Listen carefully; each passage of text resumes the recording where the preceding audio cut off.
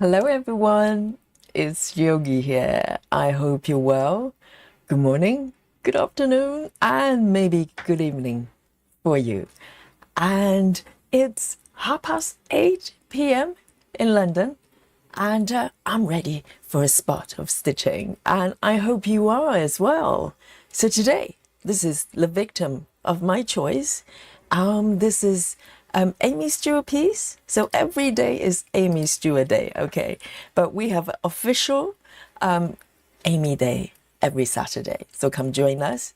And this piece is called, let me have a think, mini chocolate. Oh dear, I have so many different pieces, I've lost track. It's Love Letters Chocolate Shop. Beautiful name, delicious as well. And this is a mini version, as it says on the tin. So just look at this beautiful, beautiful chocolate shop here, and that red letterbox. And did you notice there's a little cat next to the letterbox as well? There's almost a cat in every single piece I've got. And that beautiful door as well, that pink door, really is the highlight of this piece. So this is Heaven and Earth, of course, and I've been working on it since the beginning of the year. So I had this pattern for much longer than that, but been sort of, pretty much working on the full-size projects. So in the beginning of this year, I decided to venture into 10 stitches. And this is one of the design I decided to start. And I made, pretty progress so far. So let me show you where I am with this piece. So I'm using Saga to track my progress. So recently I've been transferring pretty much all my patterns, bar a few of them not converting well. But majority of them I have converted to transition into Saga, just to see what, change it up a little bit. So this is where I am at this moment. Let me just show you the entirety of the piece. So not too bad, not too bad, considering I've just started this year. And in terms of the percentage, 11.8, not bad at all, not bad at all. So two digit. So I'm very happy with that. And so for today, I am going to create a. Let me just make sure that I'm tapping the correct tap. What I want to do is to create a sprint. So there you go. So the sprint will allow me to capture my stitches today, and by the end of the stream, you have the opportunity to guess how many stitches I've made. So it's one of the games we play at the end of the stream. So come join us. So here, let me flip back to the my fabric, and before I move forward and start stitching this piece, of course, I'm gonna look to the chat and see who we've got today with me. Sarah, you're the model student first to report to the chat. And Rajao is here as well, welcome. Busy Mom, hello Busy Mom, welcome back. And Salita as well, she says, hello everyone. And, oh, hello. We've got a new joiner here in the chat. Welcome. It's Knitting Grand Crochet. Wow, amazing. I can guess one of your hobbies would be knitting and crocheting. Just guessing. She says, hello everyone from Dixon, North Dakota. Wow, I don't even know where it is. I'm guessing it's America somewhere. And she says, this is the first time I've actually prepared this time to relax and stitch along with you. You've done the best thing ever. So come join us and relax. That's what we're here for. And let's have a look. And Linda is here as well. Welcome, Linda. And let's have a look. Michelle Brown is here. Howdy, she says. And who else is here with me? Betty Lou Taylor. She says, hello, Friday evening. It is Friday in Australia. Welcome, Betty. And Suzanne is here with us. Welcome. And Sarah VM as well. Hello, hello. Leslie McLean. Welcome to the chat. And let's move down a little bit. Nikki's, yeah. Hello, Nikki. Oh, geez. I've seen your chair, okay? Quite shocking, considering the amount of time that you had to stitch yesterday. So she's clearly in the alien club. And let's have a look. And Brittany's here as well. Hello, I hope the dental situation has greatly improved. Michelle Fuller is here as well. She says, hello, everyone. Happy stitching. Amazing. Serena is here as well. Let's have a look. And Journal is also here. Hello, hello. Laura is joining us as well. Welcome. And let's have a look. And if I missed you for any reason, oh, Lorraine is here as well. Hello, hello. Welcome, everyone. And Tracy Dumas, hello. So good to see you. And Lakika, of course, I haven't forgotten you. And, oh, she says, I made it just in time. Yes, right on time, right on time. So, today, let me know, first of all, what you're working on today with me. So today is not a sound day. Everybody's working on different things. So I'm really, really interested to see what you're working on.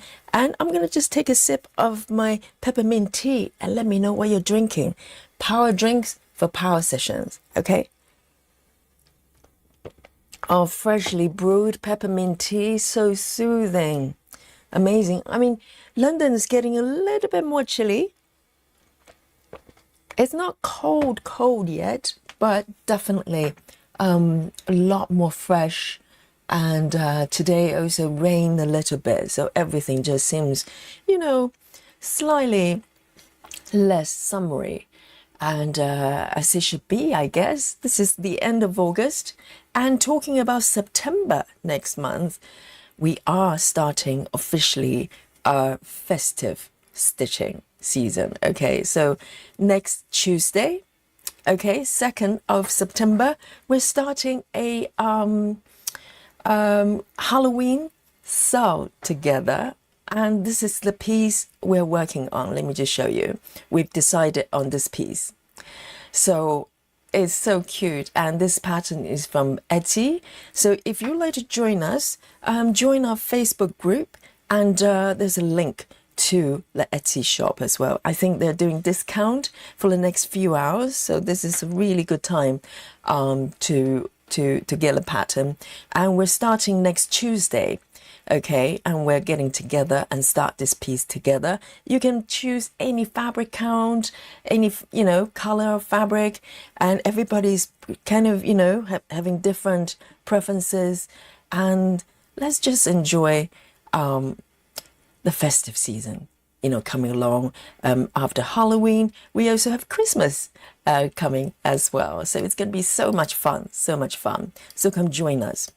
And so now let me switch to our work mode here, and I'm going to zoom in. So this piece, I'm working on 22 count fabric, so slightly higher count than my usual. Yesterday I worked on 28 count. A majority of my Heaven and Earth pieces are 25. You know, somewhere there. So with 10 stitches, I have a couple pieces.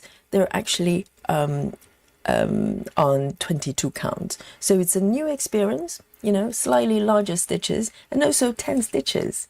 In theory, should be slightly faster, but who knows? Okay, no promises. So let me zoom in a little bit more here. And the coverage is really, really good with CXC. So this is the floss I'm using. And you can tell the threads are slightly more fluffy and much fuller. So it's really lovely to work with. So in terms of the method of choice, I'm going to follow the previous session. It's been working really well.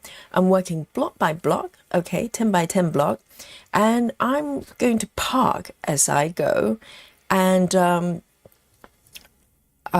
each block I'm going to work with the park threads first, and once I'm finished with park threads, and I'll come into the 10 by 10 area and do a minimum to maximum stitching. So I'm using Saga to track and count the stitches and colors for me. So I'll be working from the minimum number of stitches in terms of color, and moving up to maximum and to fill up the block. So it's it's a combination of sort of combo method, and I've been really enjoying this method, and it's very, very neat as well. So let me just redraw these lines so I can actually see them. Here we go. So I'm using a regular pencil, and I'm not too worried about the lines being there because they get covered up. You can't see the pencil line, so it's just much easier to grid with a pencil. Here we go. They do fade a little bit as time goes on, so I'm just making them a little bit more clear here. Right, so a lot of part threads today. So if you're allergic to parking, sincere apologies. So some days we do parking free, but today is a parking day, okay? And it's a beautiful way of working. And I think, you know, even you've never tried parking before, or you think it's not for you, maybe give it another go. I think it's great fun to do. So today I am going to just start with this block. I think the last session, or the sessions before, I kind of ended here, so it's not completed just yet. So I am going to start there and complete this block here, and you know, kind of start working down on the bottom blocks here. A lot of pinks and purple here, really, really pretty. So here we go. And oh, Sarah's got a Halloween pattern. Well done. It's such a fun project because I chose full coverage deliberately because it's just a nice change, because we have, you know, huge projects everywhere and there are more to come. So it would be nice to have the little snacks on the side, you know. And this piece is so cute as well. I'm sure the Etsy seller is a little bit shocked that suddenly this pattern is flying out of the window. So, but it's a beautiful pattern. So very, very happy about that. So here we go. I'm going to pick up this floss, this color here, the first one. It's a 3A62, and there are only 2 stitches within this block. And just another one below. And it's always nice to change different fabric counts. You know, yesterday I worked on 28 tiny stitches, and today a little bit bigger, and also 10 stitches as well. So there's I'm parking to the block on the right there, and oh, let's have a look. And I am going to just hit the bucket here. Oh, you know what? I am going to use this feature here. Let me just show you. If you're new to Saga, or you're interested, there's a really nice feature here. If you look down to the toolbar, and it's the 5th from the right here, from the left, there's a lasso icon here. So if I select the lasso and just press and hold on any 10 by 10 block, it creates a little box for me and blocks everything else on the outside. So it's really, really handy. So if I hit a bucket within this block, it will only mark the ones that's inside. So I don't have to worry that I would accidentally kind of mark stitches that I shouldn't. And so I'm gonna stitch and then also catch up with the chat as well. And oh, Knitting Crochet says second time here, welcome. And let's have a look. I don't want to miss anything, you see, so I'm really slow with the chat, so bear with me. I'll get to you. And also, if you have questions you just you don't want me to miss, then maybe put a question mark like an emoji before, so my eyes will go there first. Laura is here as well. Hello. And Journal says, I'm working on creating a game for those of us who follow Formula One. Oh my goodness, it's something that I have no idea. Racing cars and sports are not really part of my world, but sounds like fun.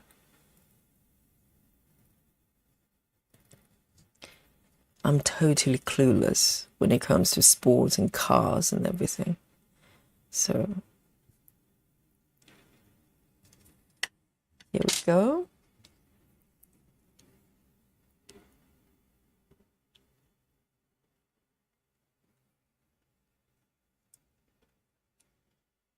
And Susan Chamberlain says she's working on Woodland Santa already. It's already Christmas pieces are coming out, and she's drinking orange squash. Amazing. Sounds really refreshing. It makes me want to have a Diet Coke. Very easily led. Let me see. 1, 2, 3, 4. 1, 2, 3, 4. So I need to make those parts update those part threads here, because previously I was working on this piece on Pattern Keeper, so it takes a little while to catch up with all the stitches, particularly the loose ones. I think it's over here. 1, 2, 3, 4 from the left. 1, 2, 3, 4 here. So today, hopefully, it's a frog-free zone today. Yesterday, I did a little bit of frogging, but hopefully today, frog-free. Okay. So let me just organize my threads here. I'm warming up, guys. I'm warming up. And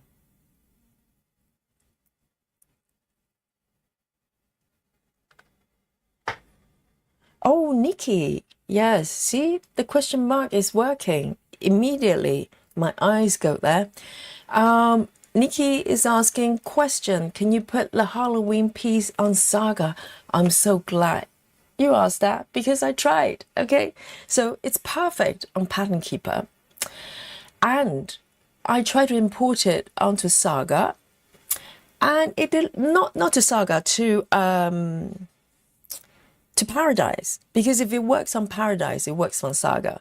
So when I import it into Paradise, it looked fine on the surface.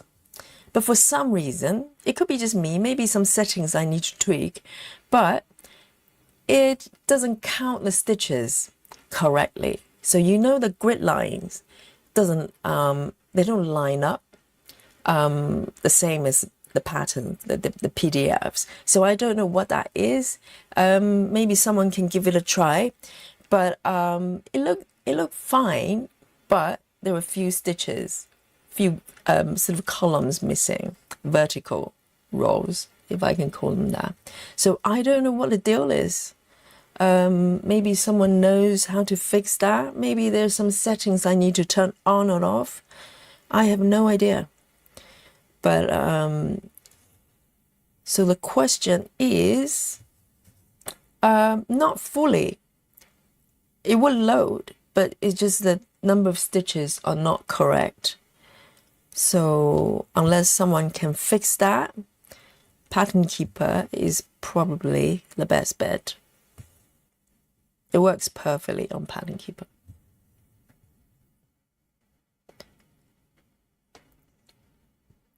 Here we go here.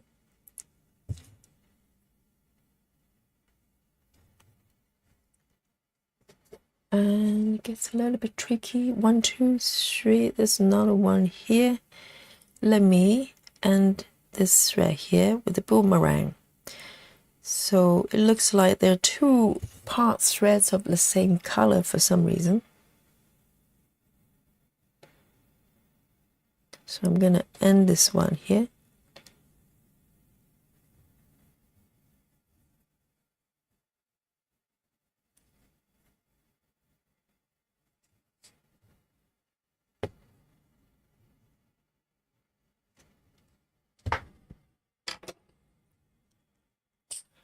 So this one is 37A7.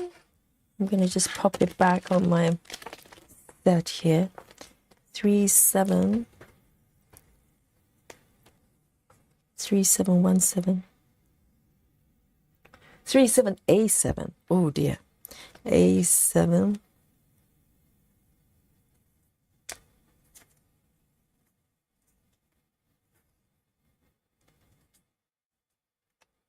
Here we go.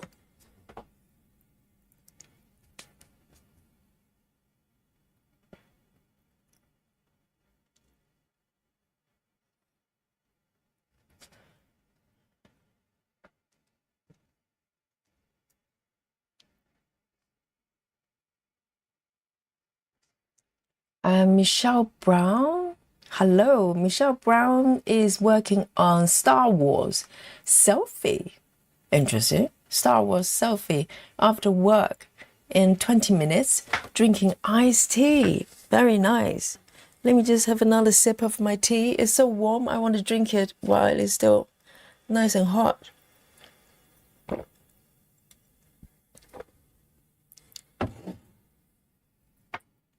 Rose is here. Hello, good to see you, Rose. Michelle says, got my Halloween pattern. Hopefully my fabric arrive before my cruise next week. Oh, you're going on a cruise. How amazing.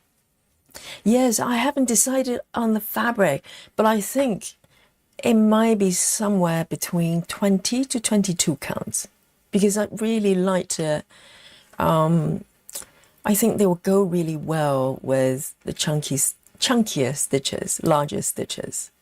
You know, I see this piece more of a sampler rather than full coverage, even though there are 4 elements there. They're pretty much, you know, fully covered-ish. But I think I'm going to work on them on slightly lower fabric counts. It's going to be so much fun here. Hello, Kelly. Welcome.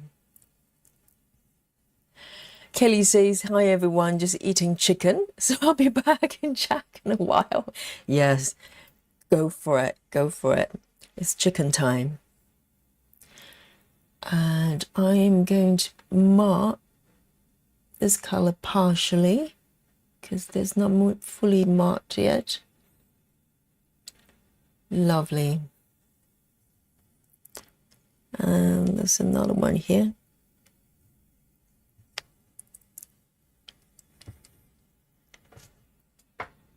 I think it's this one.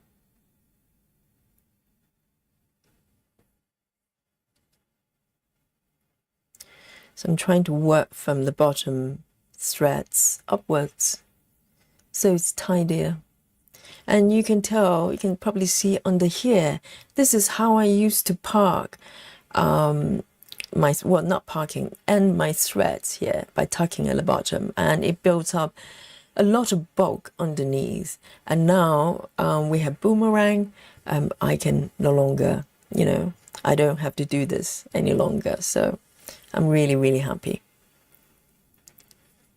And if you don't know what a boomerang stitch is, I'll be doing it a lot tonight. And also there's a tutorial video in the video section. It's really short, under 2 minutes, just to show you how it's done. And it's very, very, very, very simple. Once you know, you know.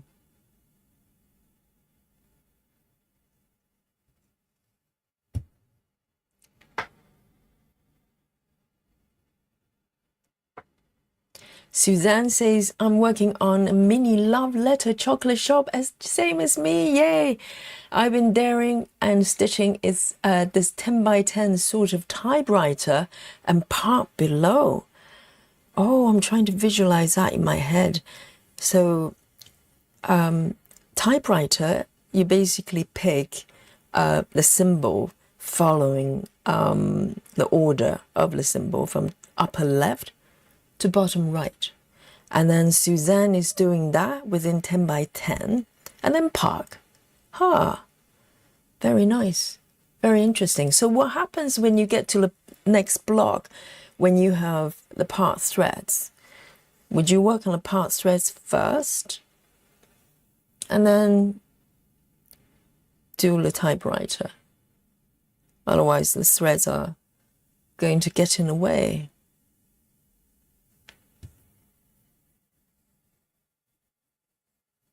There's so many different combinations you can do. You know, you can combine methods, and also depends on the tools you have. Because without Saga, this app I'm using, without Saga, it would be very difficult to do the minimum to maximum method. So this one is literally the last one in this area. So I am going to end it with boomerang. So sometimes if I don't quite realize it's going to be my last stitch, I'll just tease the thread up and then thread through and do the stitch.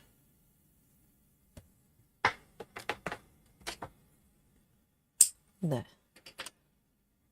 So this one is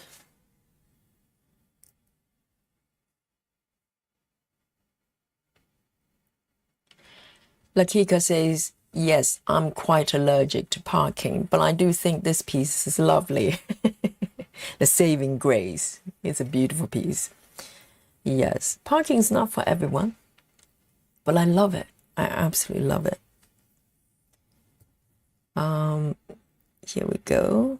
So these ones are the top rows. There's another one over here.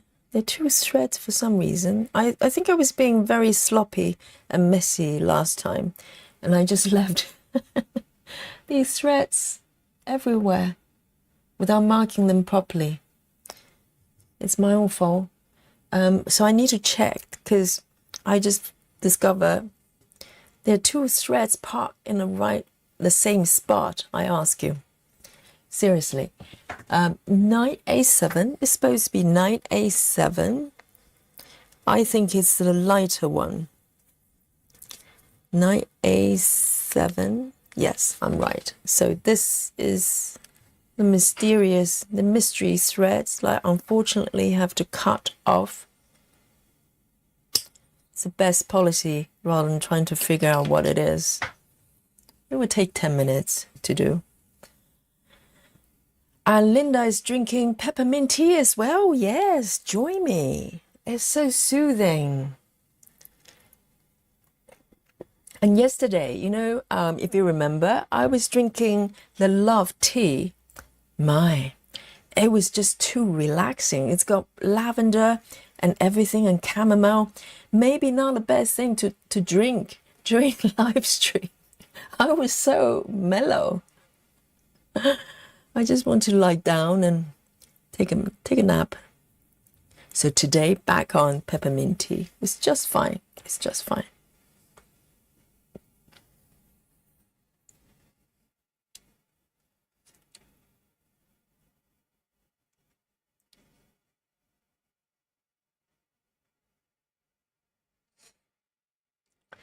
And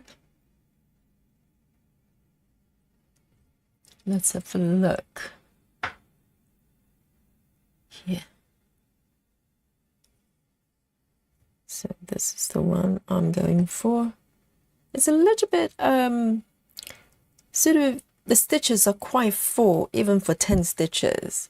So, you know, you do need to kind of navigate through the part threads, but also the stitches, the stitch area, because it's very full, these stitches, which is lovely because you can tell this is almost like, you know, sort of Middle Eastern rugs, that kind of felt to it, velvet, really lovely. There's one over here, and also this area is a little bit, it might feel a little bit thicker because of my previous ending method. I take the threads under a block, so you know there's a little bit of build up at the bottom that it will become a lot lighter going forward. Now I'm doing boomerang.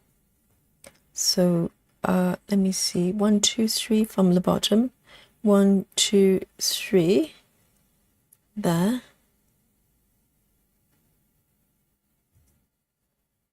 and one above. And slowly warming up. It's always, you know, the first few stitches, it's always a little bit you know, it's a little bit like yoga. You just need to iron out the kinks, and then all is well. So this one literally is the last one within this area as well. So I'm ending a lot of, quite a few threads. So this one, I think I can just cut it off there.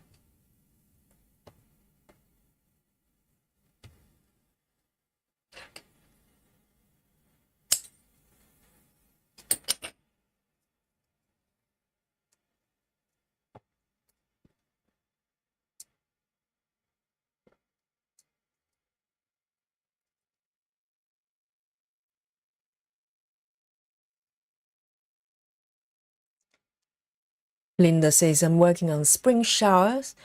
Imaginating design is on Sula. Michael, wow.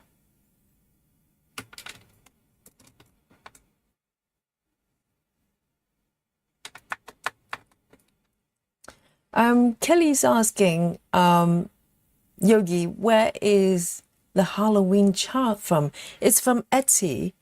And so a while ago, I asked everybody to recommend, to suggest patterns. So we had a whole bunch different options. And I just went and picked 6 yesterday and asked everybody to like them. So to see which one is more popular. And it turned out to be this one, which is chosen by Steve, our gentleman stitcher. So it's a democratic process. I think all these ones are on top. Okay, just checking, because they're quite quite thick here. So 2 stitches, and I'm going to end the thread.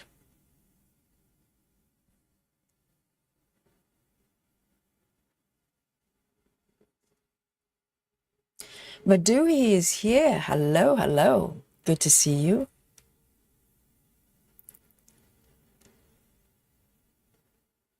Michelle says, I've got an orange color, 32 count fabric. I prefer higher count for non-full coverage. So Michelle, would you be doing 1/1 or 1/2? That's a very good point, actually, because it's not fully covered. Maybe, I don't know. I'm even thinking about linen.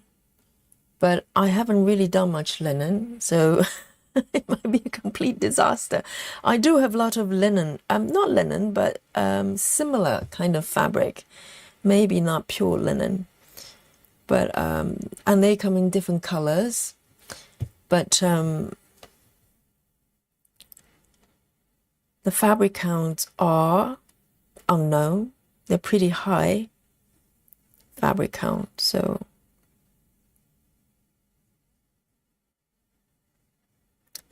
I think it'd be quite nice to use sort of a linen type fabric for the background, because the fabric is showing through.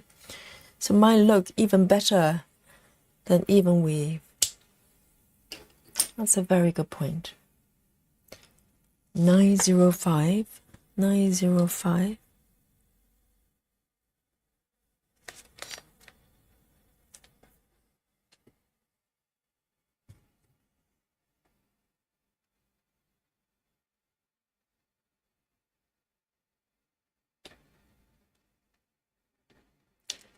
Seven, 9. Oh no, it's this one. So 1, 2, 3.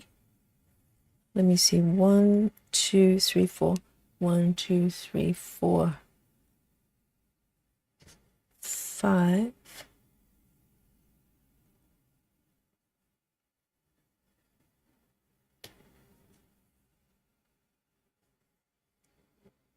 I'm trying to work out what I've done last session. 2, 3, 4, and the next one.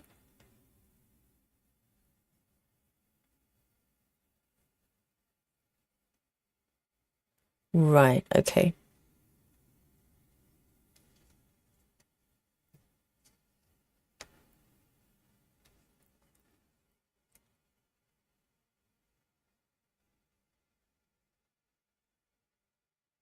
Suzanne says, I'll do the part threads from the bottom to the top, and then do typewriter from the top, but only doing 10 by 10 blocks. Ah, so it's kind of what I'm doing, only that once I've cleared, I've done all my part threads, I go minimum to max, min to max, but you are doing typewriter. That makes sense.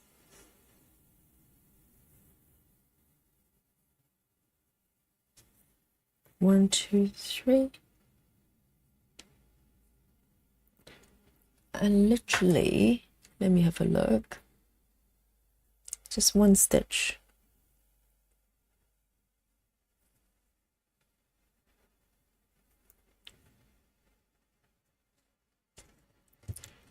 I'm going to end it here.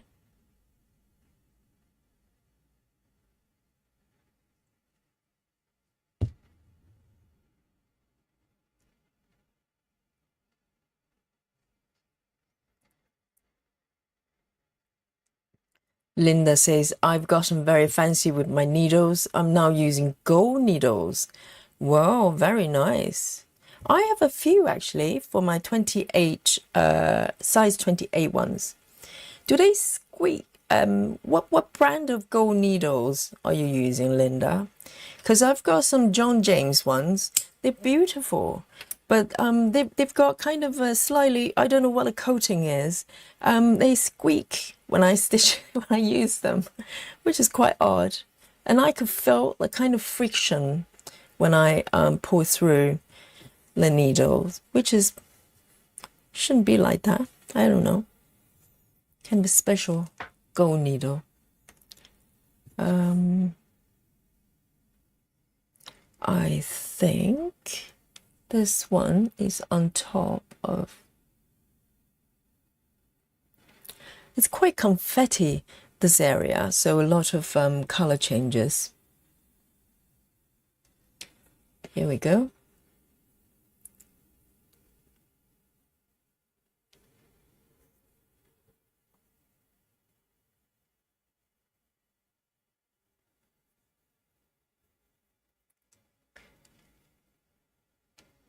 And Linda says peppermint tea is good. Yes, it's probably my favorite tea actually. I do like green tea as well, but it's got caffeine.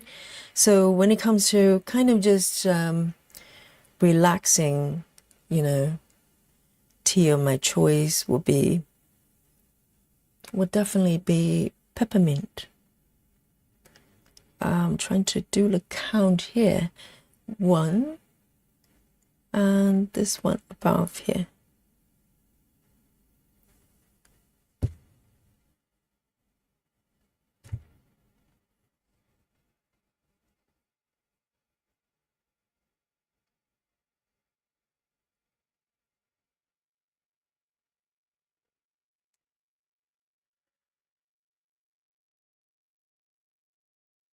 Oh, Linda says, when I was 13 through 18 years of age, my mum, my younger brother, and I used to weed 3 different mint fills from 8 a.m.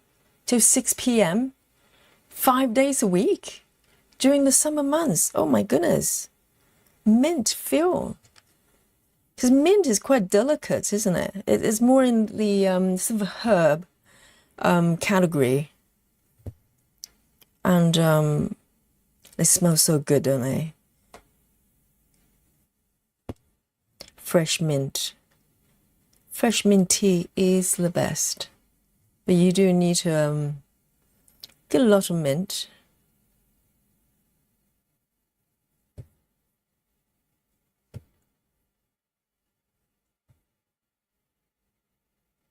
And this one I'm going to end as well, because this thread is getting a little bit tired.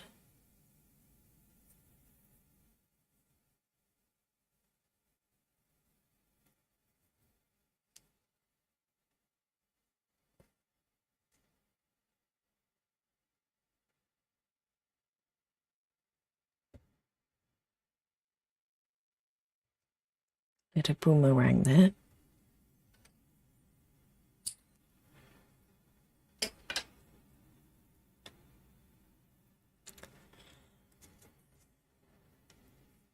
And the next one.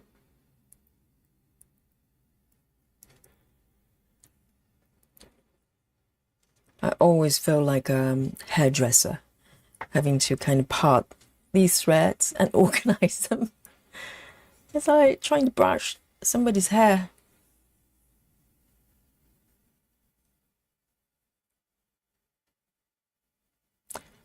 Sarah VM says, my brother took one look at the screen and it was like too many threads. Yes. Quite a lot of threads going on. It's like hair, colorful hair. Yeah, a little bit curly as well. Wavy, slightly wavy.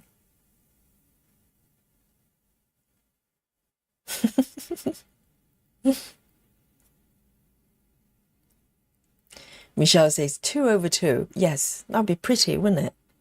So you have quite high fabric count as background, but larger stitches. That's very nice. I think that I'll see if I can find some nice fabric for that as well. It'll be a different experience. Let's have a look. Where are we with this? I think I created a little bit of the situation here. I mean, overall, you probably can't tell, but I think I have stitched quite a few here in the, in the wrong places. But it'll be fine because it's like plants, so can't really tell the difference.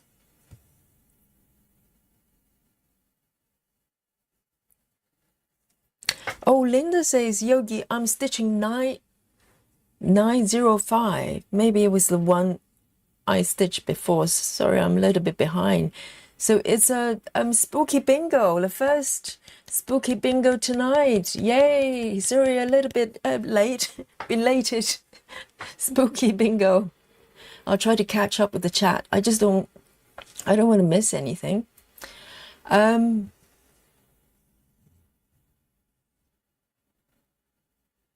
Brittany says linen is nice to work on You just have to watch your tension. Yes, because linen is a little bit more delicate, I think. So, you know, you just probably need to frame it quite carefully so you don't overstretch the fabric. But I haven't worked on linen that much. I think at one point I was quite fascinated and I wanted to try, but never really, didn't really go very far.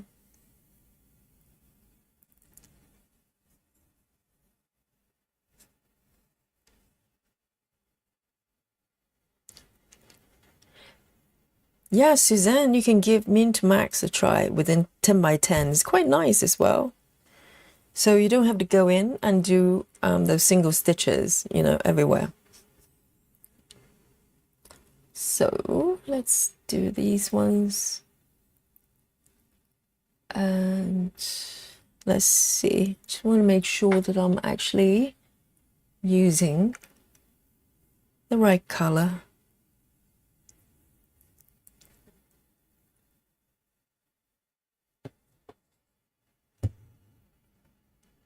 And one over here.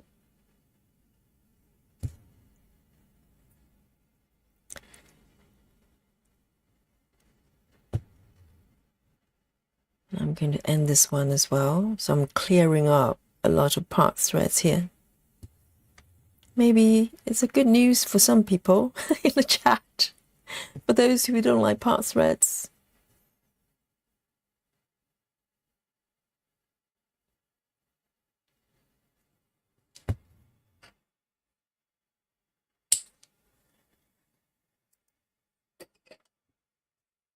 And there's one more here.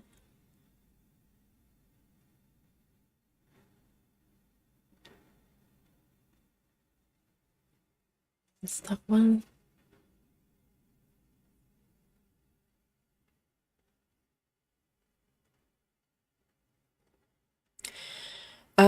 Linda says regarding the golden needles, she says, Yogi, I've got them from 123 Stitch and it's a different brand of needle, size 24. I really like them. I don't have the package. So when you stitch, Linda, does it make funny noises? Does it feel different? Maybe your ones are okay, because my ones, the John James ones, stitch really weird. I don't mind using them, but it's just, you know, they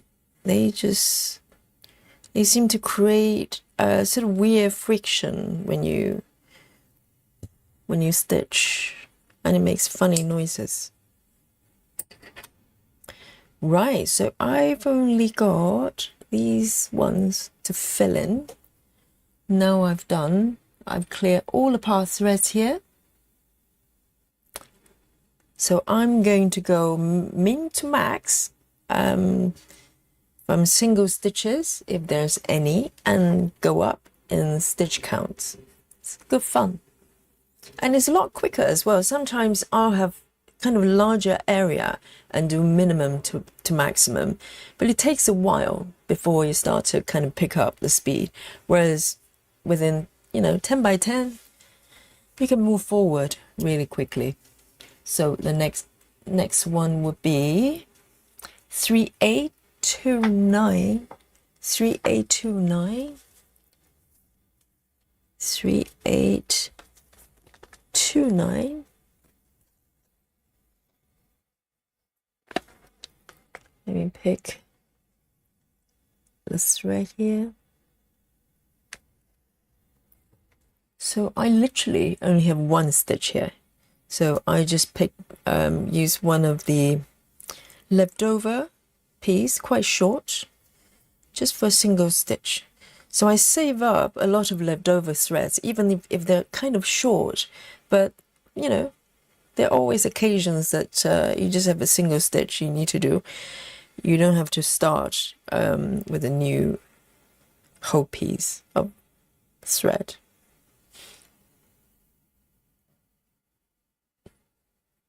Linda says, you can buy decaf green tea. I know I can, but I don't like decaf anything. You know what? There's a friend of mine. I think she was from Australia, and her parents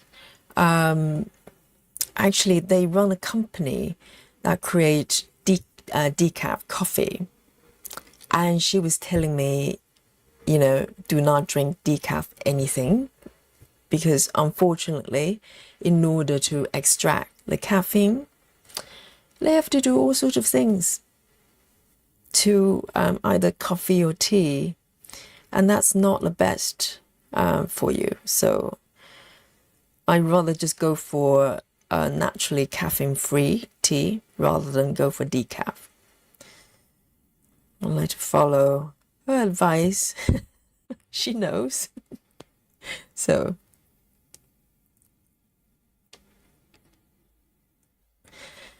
yeah, I think it's not a natural process, even though one could ask what is natural. But they have to use certain chemicals in order to do so. So it's just not necessary for me.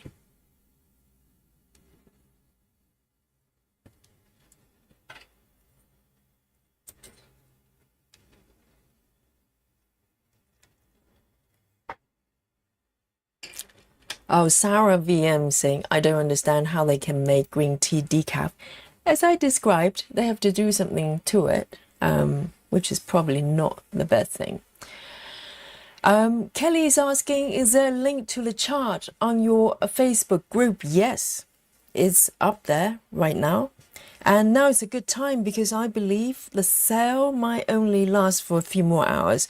We're just very lucky. It just so happened the vendor is doing a sale, but I think that, it's hours away from ending. So if you go to the Facebook group, if you haven't joined us, any one of you, come join us.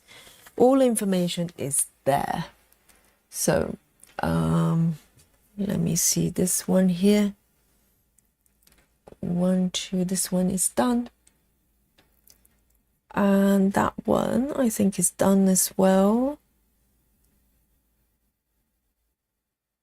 Right, 580. 580. 2 over there. 1, 2. Oh, it's all over the place. I'll fix it. You really can't tell because it's just happened to be kind of a bushy area. 580. 580.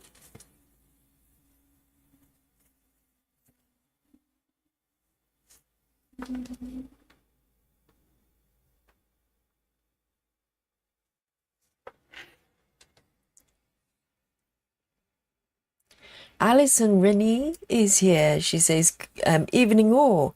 Still stitching on Hade Dragonflies. Still using Saga, but going in color numerical order.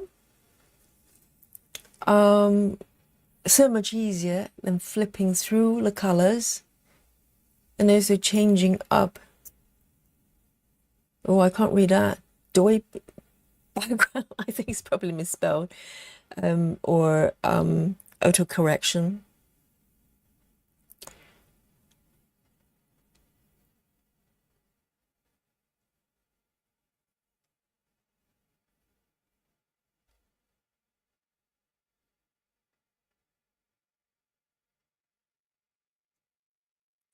Here we go. Let's see this one stitch here. I think that one's done. I think just one stitch here.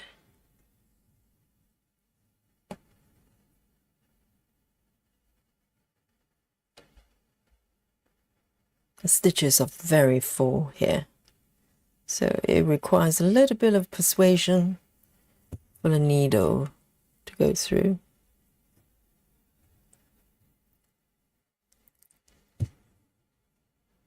So in the very beginning, when I started working on this piece, I actually went block by block and row by row as well, because I was concerned about the fullness of the stitches. But then I just got a little bit more daring and started doing color completion within each block and park as well. But I think it's manageable. Let me just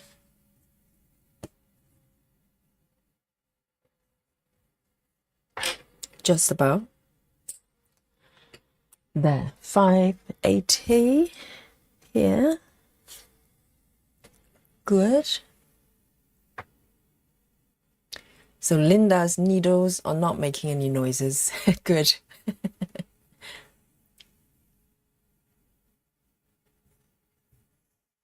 Susan says, yay, no parking. Are you looking at this?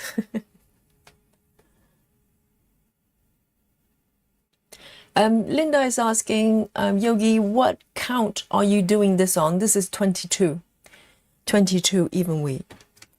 So slightly larger than the usual 25. Let me just draw these lines here. And now I'm moving down here. Just figure out what's going on here.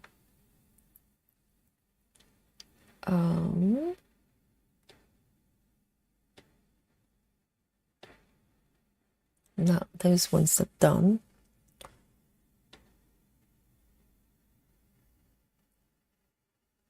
I think only these two on top.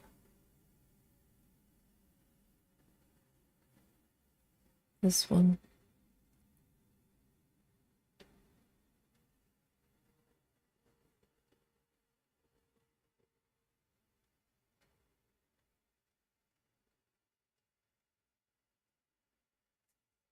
Trying to catch up these stitches.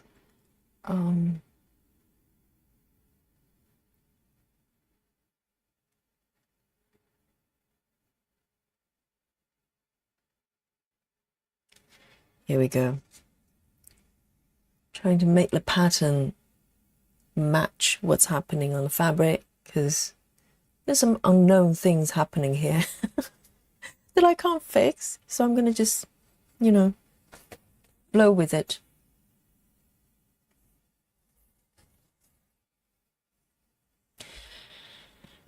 Lakika says, so with this method, do you only park it if it's directly below the block you're working on? So Lakika, it really depends. So I would park if it's either below, that's my first choice, or to the right. Depends on which side is nearer. And if not, I park diagonally. And I do not park, well, sometimes I make exception, but generally I do not park beyond a block. So it's pretty much within, you know, this area, the surrounding area. And if there's no stitches around these 3 blocks, I end it. So I think it's keeping the back of the fabric as light as possible, because if you start taking your threads too far away, you just create a lot of build-up. And, you know, in some occasions might be okay, but I'm working on 2 strands and with CXC as well. So, you know, it can create a lot of bulk there. So.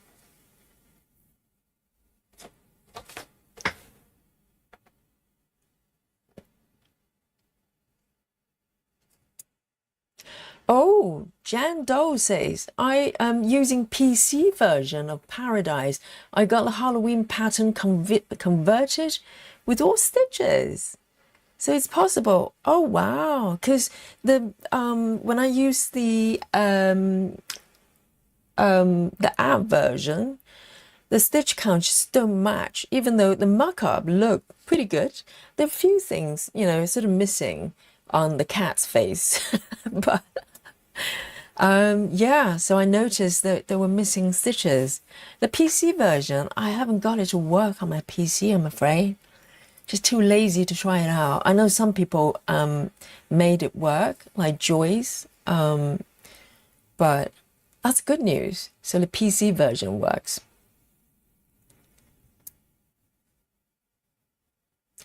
And Kelly says, I'll see if I can find it and check the size. Yeah, if anybody knows how to tweak the settings for the app version on Android and make it work, that would be fantastic. So everybody can use Saga as well. You're welcome, Linda. Kelly says, I'm in the Facebook group. Is the link hidden somewhere? No, it's not. So there's a post I just made today with the thumbnail, not the thumbnail, with the markup. So just go to that one. You can, there's a big hyperlink on the post. So no, it's not hidden. It should be one of the first. If you filter the latest posts, you'll see it, because sometimes Facebook, they're trying to be clever and kind of sort and filter posts for you. If you just go to the newest post, it's right there.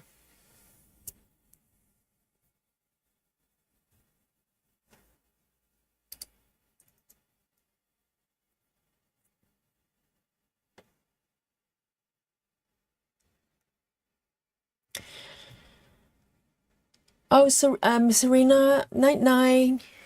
Serena has to go to bed. She needs to get up really early. It's great to have you here. Have sweet dreams. Oh, good, Kelly. Well done.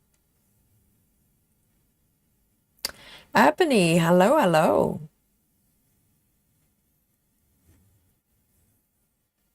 Right, let's see. Where am I? I'm here. I totally lost the plot. I forgot I was working on this blog and started working on this one. There you go. Right. So next, just one stitch here. And 3A62. I do have a part thread here actually. Why don't I use that one? I thought I stitched that one.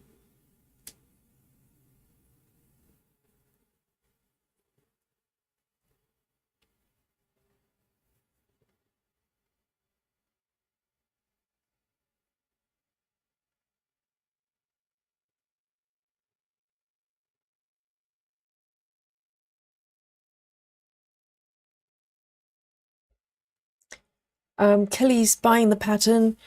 So it is a discount still on? I think it's still on, isn't it? I think when I bought it, it was 40% off, and now it's 30. I don't know why they, it's kind of changing. But it says it's going to end in a few hours, the sale. So now would be a good time.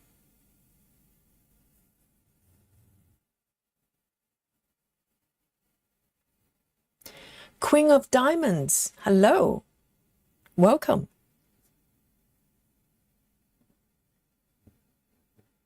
Let me do that one first, mine as well. And this one at the bottom.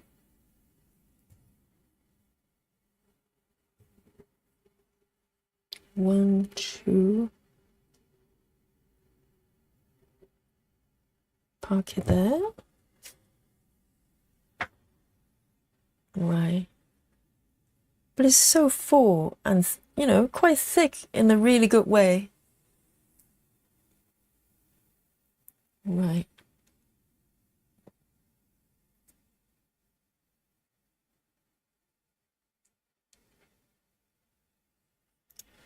Lovely. Queen of Diamonds. That's a great name.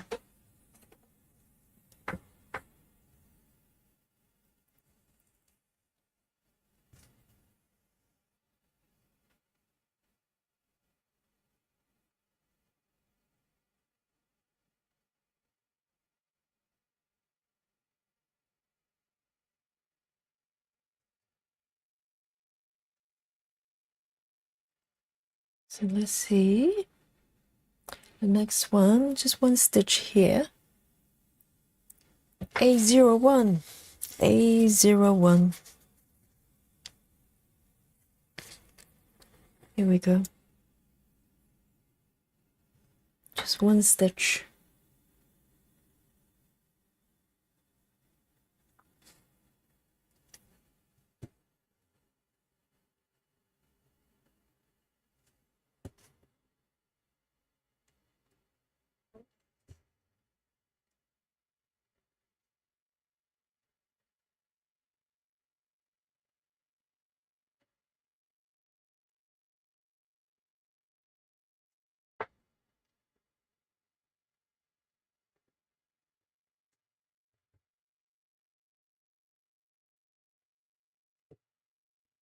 Heather is here as well in the chat. Hello, Heather.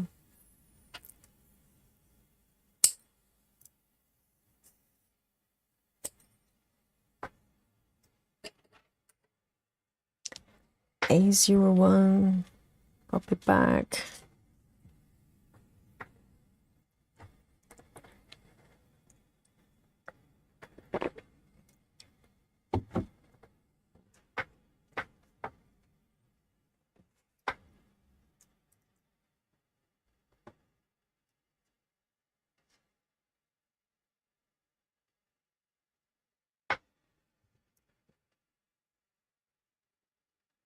Yeah, I think on Etsy it says the sale is going to end in 2 hours. So if you want to grab it, if you don't want, want the discount, it will be a good time to do it. Let's have a look here. 2 stitches, 3858, 3858.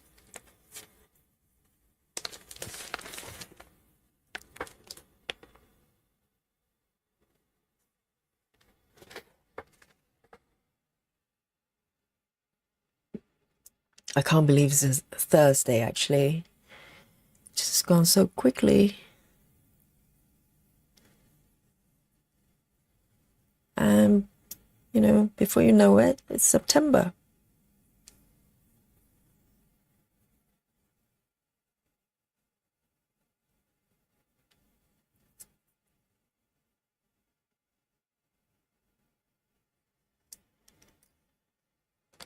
Whoops.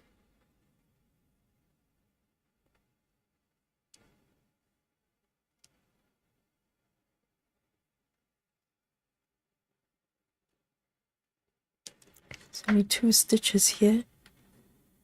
Fill that in.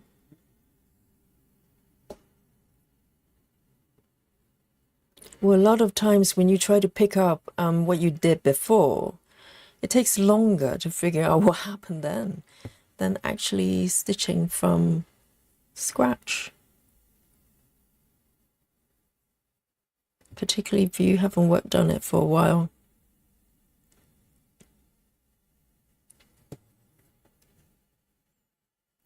One more stitch here.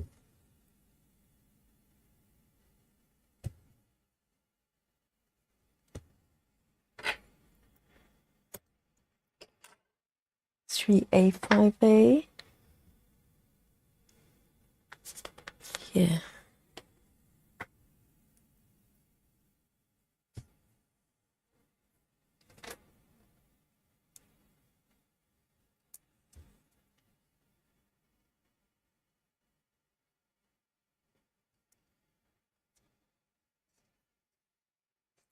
So Kelly, are you actually going to print it as in on paper?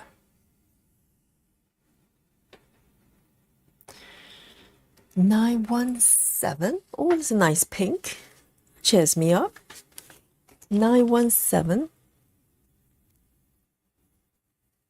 Very nice. What a pretty color, look. Ooh. So nice. Here we go, 2 stitches, and I can park below, or maybe to the right. Hello, babe. It's my Dolly.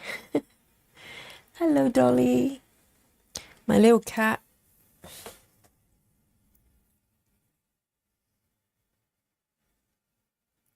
So let's have a look. A few stitches are missing here.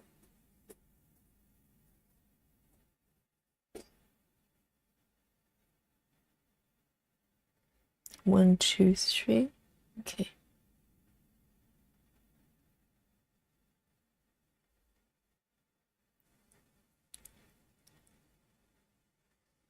So, hello, Jackie. She says, hello, everyone. I've been stitching, so I didn't say hello earlier. I know. Multitasking isn't easy.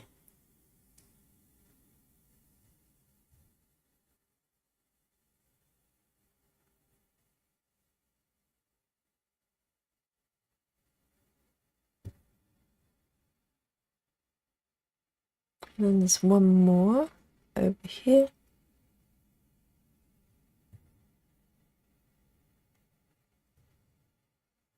And then I'm going to part to the right. Just one stitch here. 1, 2, 3, 4. 1, 2, 3. And 2 here.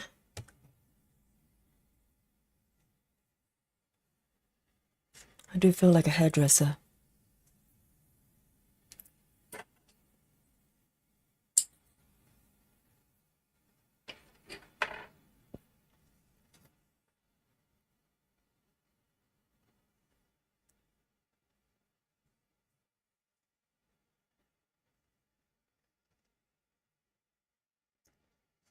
So Kelly, are you a paper pattern person?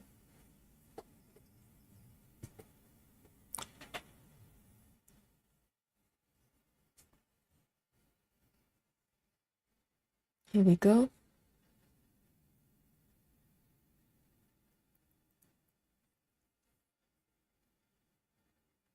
Let's have a look.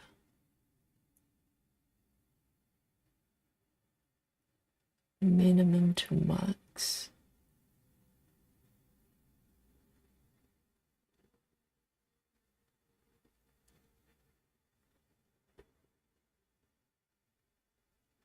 Three, 2, 7.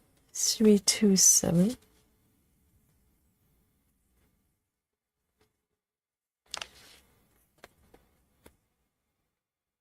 It's a nice purpley color.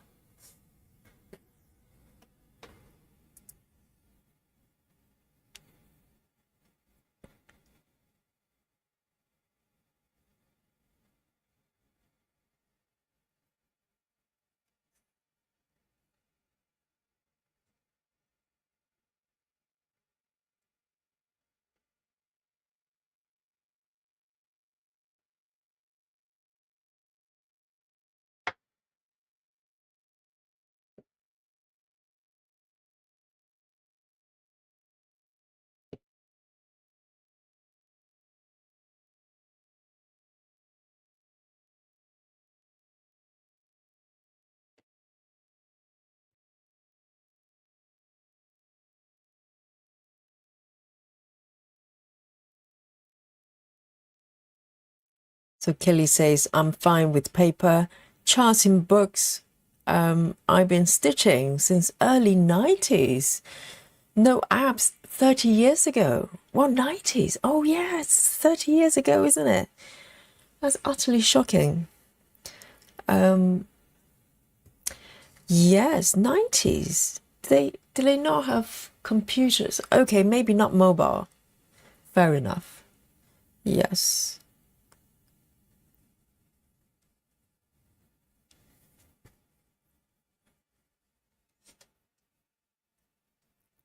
Let me see. Oh, hang on. What did I do here? There.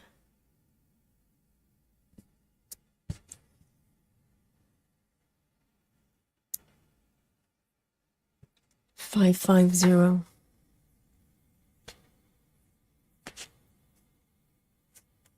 I know 550 very well. While a lot of 550 in sweet shop.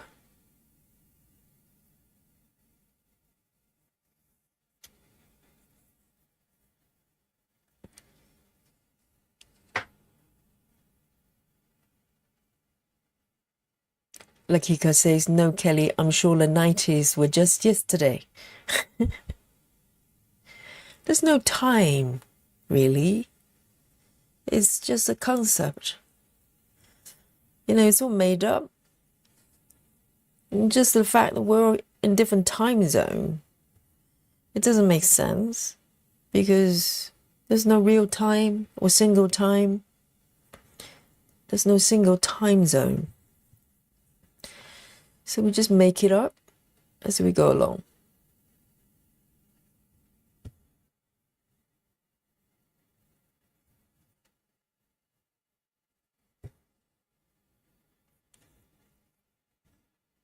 Here we go. That's interesting. Here. Okay. No. 3607. 3607. 6. I'm feeling slightly warmed up now. The first few stitches is always kind of a little bit awkward. But I'm warming up. Warming up.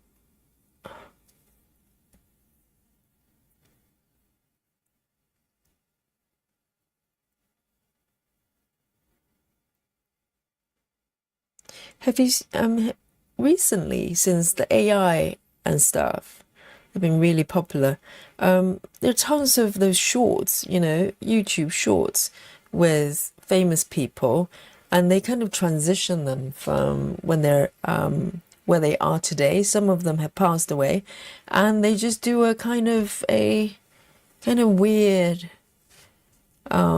transition videos from where they are right now to when they were young, or the other way around. Just tons and tons of those type of videos kind of popping up. It's quite strange to watch them.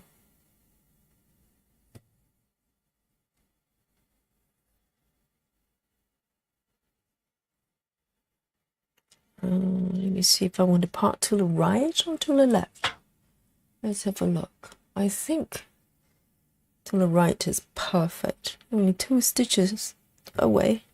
There you go. And also from this point downwards, we're coming to the actual shop name there. There's a sign just under the window here, which is quite nice.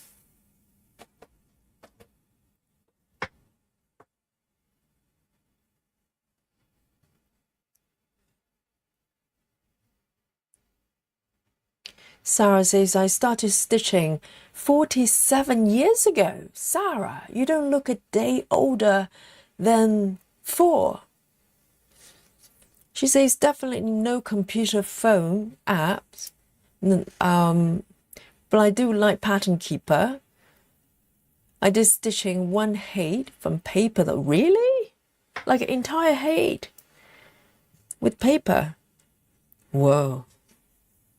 Sarah, the alien, she stitches with no gridding, you know, superhuman power. And Linda says, I've been stitching since 1970s. When I turned 13 years old, my mom taught me how to make my own clothes, which I did. I made skirts, jackets, pants, long sleeves, shirts. Wow, that's a whole wardrobe. Amazing. I bet trousers are the probably most difficult to make, right? Because sort of blouses and tops are probably easier, but trousers, they really need to fit.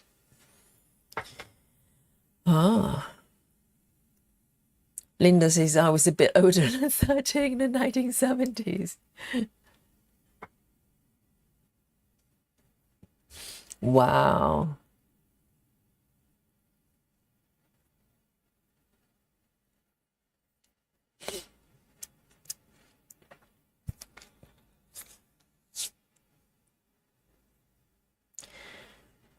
Kelly, definitely give it a go. Kelly says, I was thinking about getting Pankeeper, have not had a tablet till recently. I mean, the great thing about mobile devices is the fact that it's very different from desktop computer, isn't it? I mean, desktop computer, if you're not used to it, it's quite fiddly. It's not very intuitive. But mobile devices is just, it's very human. I remember I bought an iPhone for my mum for the first time. For, you know, prior to that, she had no experience of smartphone. And it took her like 3 days. And, she was checking Facebook, she was doing, messaging everybody. It's not it's quite easy to pick up because it's a lot more intuitive and a lot more human compared to computers. So you have no problem. I mean, Pattern Keeper is literally digital paper pattern with benefit. So, it looks like a chart, a normal chart. But you can undo and do all sorts of things. You will love it. 939, 939, 939.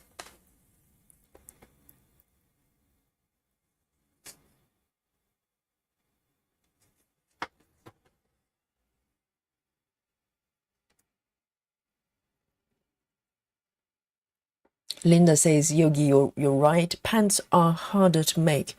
Yeah, I bet. Just thinking about the shape of the garment.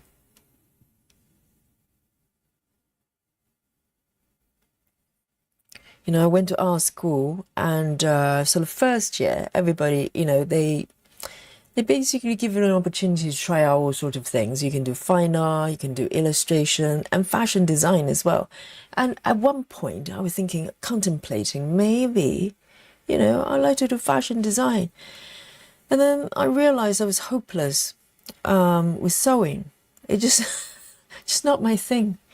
Anything that requires precision, I find it very hard to do.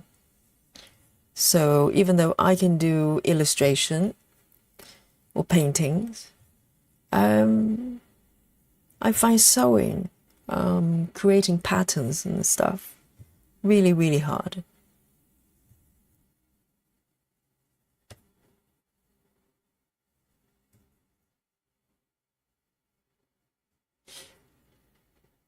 I think this one might be the last one. Oh, yes, I can park down actually. Why don't I do that? 1, 2, 3, 4. 4. 1, 2, 3, 4. There.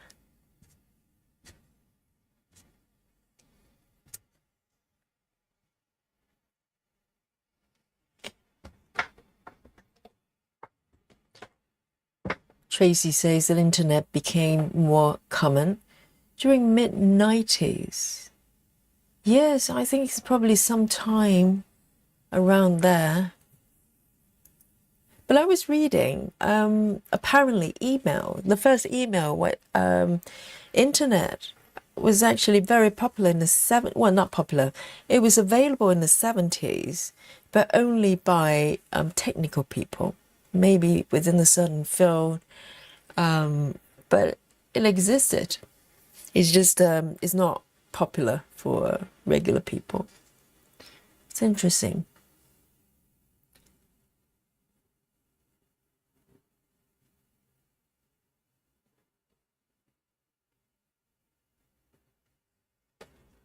Oh, final color. I can fill in the entire area. That's fantastic. 154. That's the beauty of Min to Max. The final one. You feel you're just flying. 154.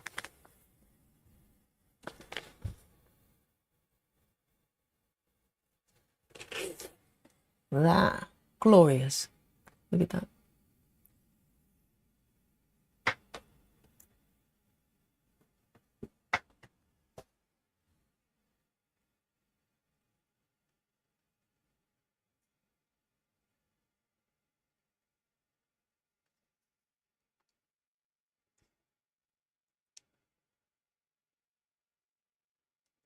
Yeah, Linda, you should try getting an Android tablet. You know, some of them really, really cheap as well. So you can try whether you like it. I'm sure you will.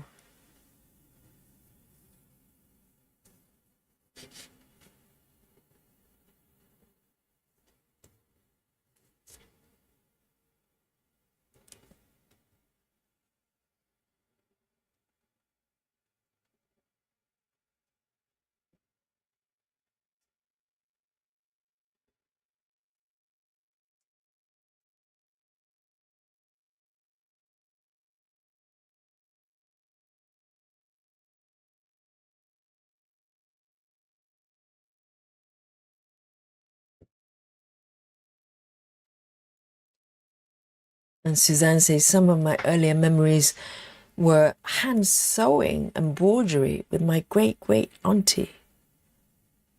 I think it really helps if there's a family member, whether it's, you know, aunties or maybe mom or even dad, that do craft, you know, sewing or stitching or whatever. You know, you're more likely to like crafting as well. So my mom taught me how to knit, and I kind of went from there and just exploring all sorts of things. Oh, this one tangled. Let's have a look what's happening.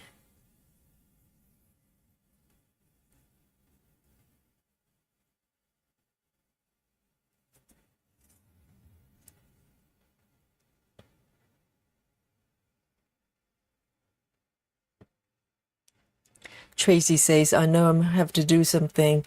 River's gonna get sick of converting files to Saga for me eventually. I know.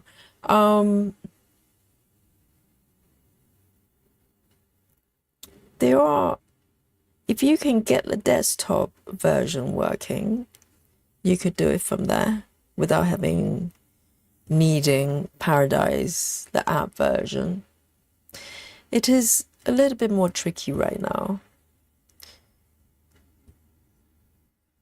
But I think it's getting a lot better because a lot of people got Saga working through help of the group, and also, you know, the fact that you can download a version of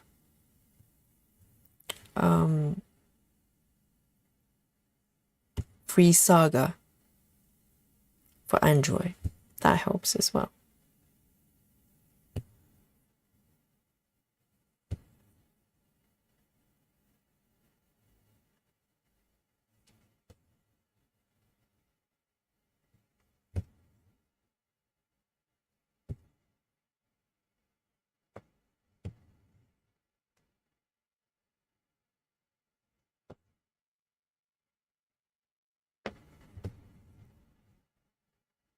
This is so fast. The last color is, you're practically flying.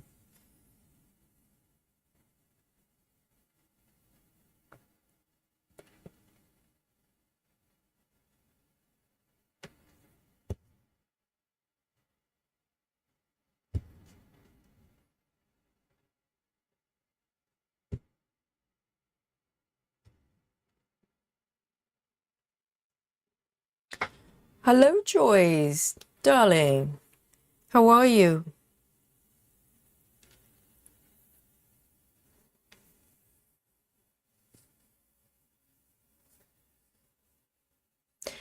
Suzanne says pretty much everyone in my family did some sort of handwork. I was surrounded by it, definitely. Definitely. That makes so much difference.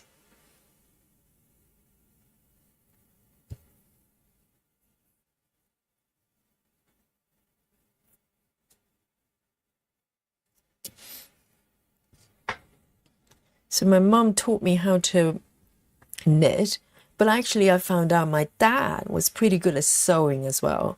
Not sort of creative sewing, but fixing things, you know, if you need to patch certain things. It was really good. I didn't know that. So that was a bit of a surprise. Hey, this blog is finished. just like that. It took a little while to fill up, to work through the part threads and also single stitches. And then, you know, once you build up the stitch counts, you just fly. Beautiful. So I think I'm going to move down here and start working on the sign, the shop sign here. It's very, very pretty. I'm warmed up now a little bit. Not saying I'll stitch faster necessarily, but a little bit, just tiny bit.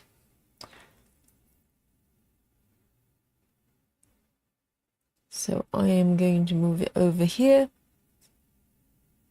and highlight this block.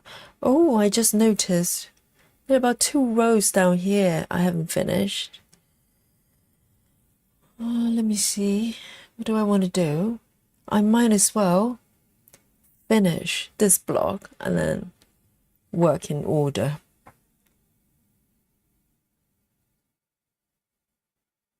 There, that's much better. So literally just 2 rows here. Lot of color changes. So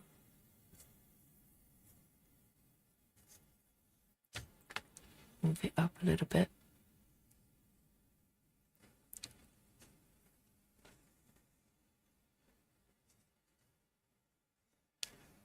See you later, Kelly. Suzanne says, my nana taught me to sew on the machine when I was 4. Wow.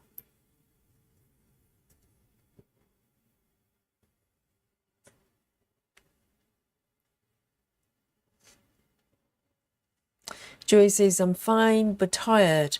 I was stitching and lurking to unwind after a busy day. Oh, yeah, just relax, take it easy.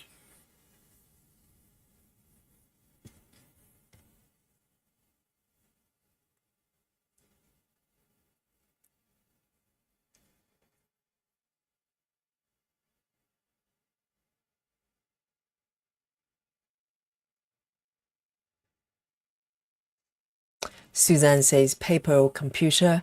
It's still 1 stitch at a time. Indeed. Indeed. But I bet, I think full coverage, you know, like Heaven and Earth type of projects, they probably didn't exist like in the 70s or 80s, because this kind of chart, literally, you need computer to create.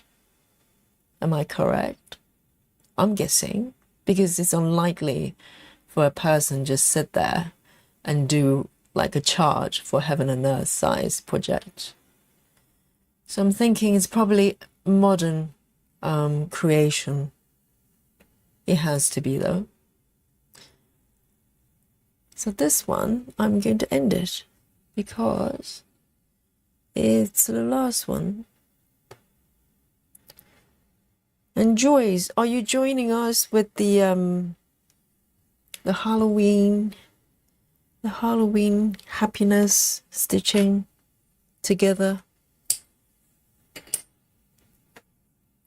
9A7. I think I'm gonna just pop this away. Hello, River. Good to see you.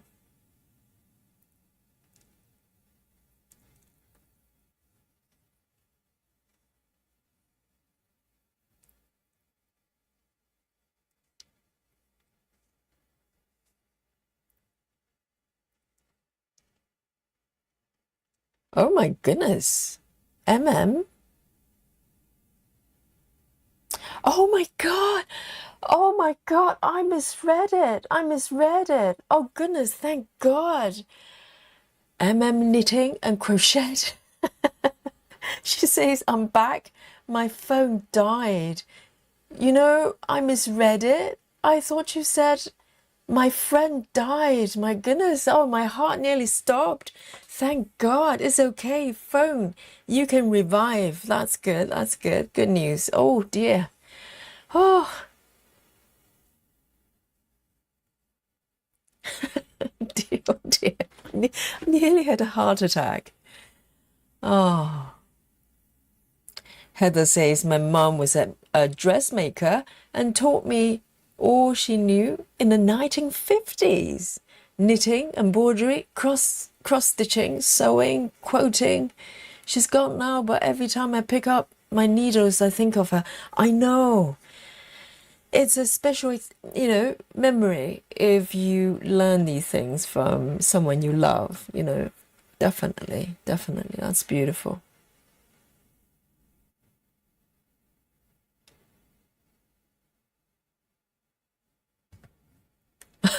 Yes, thank God. Oh my God, that's hilarious.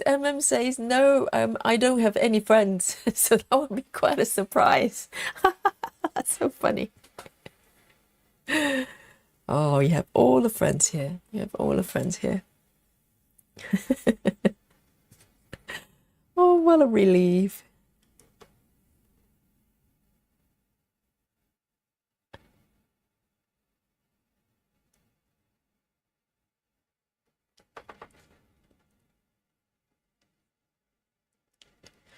Right, Linda says Heaven and Earth design was established in 2002. Yeah, because prior to that, it's probably very, well, impossible to create charts like this. I mean, that'd be pretty crazy. So it's a modern hobby we have, really, isn't it?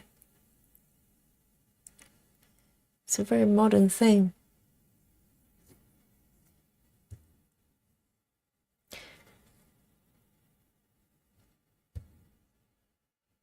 I need to just park it below 1, 2, 3 here.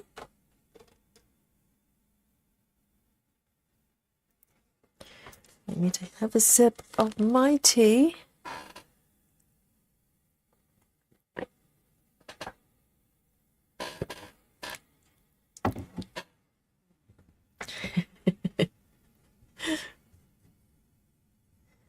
Let's see. So this one.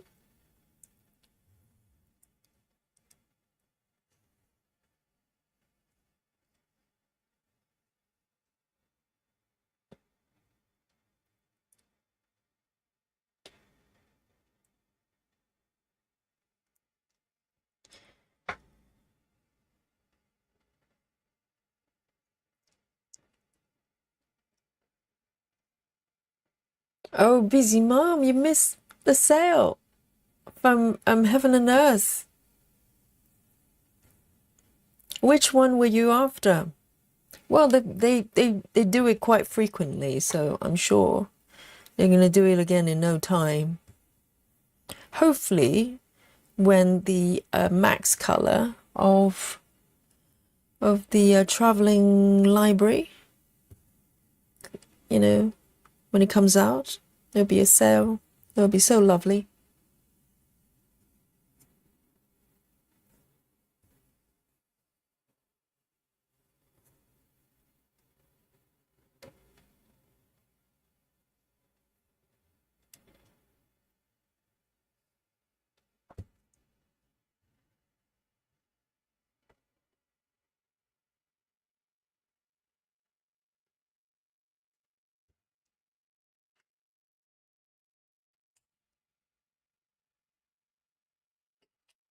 Yeah, well, hey, they just, Heaven and Earth, they do very sort of sales for random days for no particular, reason necessarily, which is nice.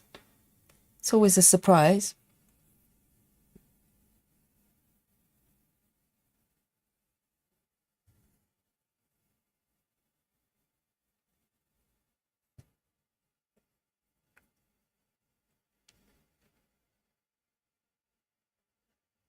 Oh, busy mom wanted to get the sweet shop. Oh. And which version are you going to go for? So Sweet Shop is a sour piece for Aimee Stewart Day on Saturday. It's beautiful.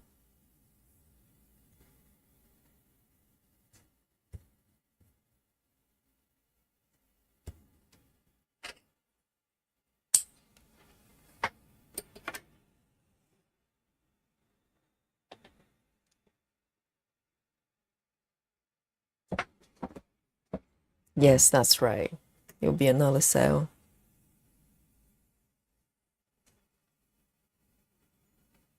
Joy says, I'm not going to do the Halloween pattern, but I'll cheer you on. Yes. We need some cheerleaders for our sale.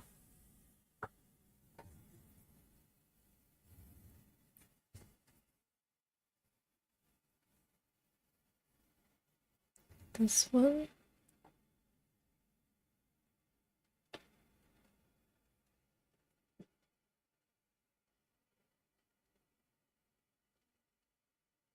And Sarah says, I'm only going to stitch one section of the Halloween piece. Really? Why is that? There are 4 bits, which is fun, because everyone is probably going to have different starting point. I know where I'm going to start.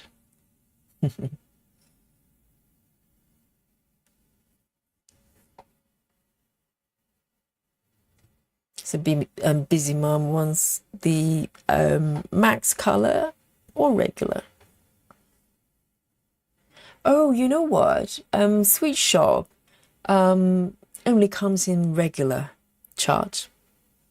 There isn't a max color version.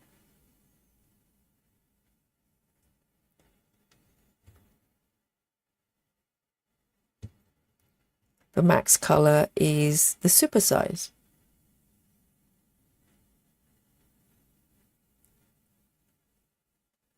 Let me see that one. This one. 1, 2. Okay. And that one.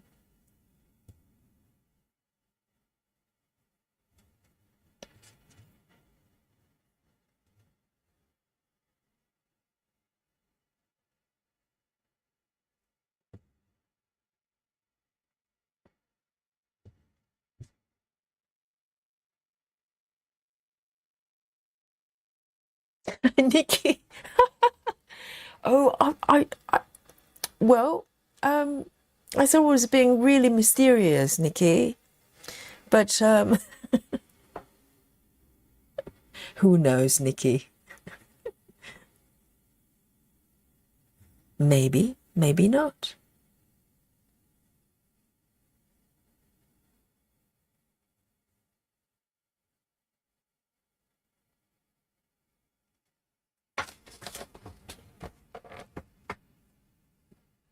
Well, but Sarah, you're so fast. That piece is going to take you one afternoon.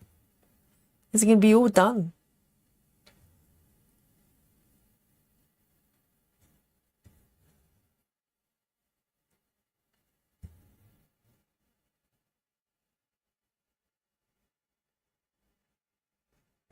No. Let's see.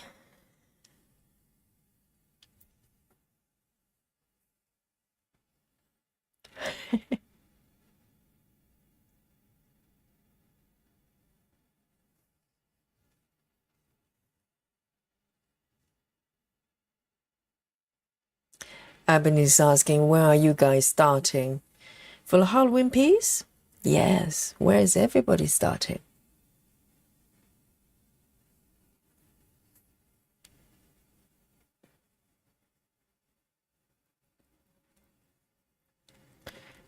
Let's see. Which one's this? It's quite a nice pattern in terms of, you know, the design, because you can practically start from any one of the elements. It doesn't matter.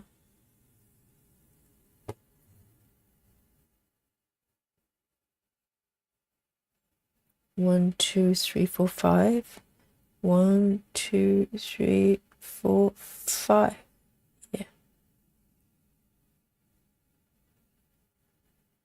1, 2. Oh. 1, 2, 3, 4, 5.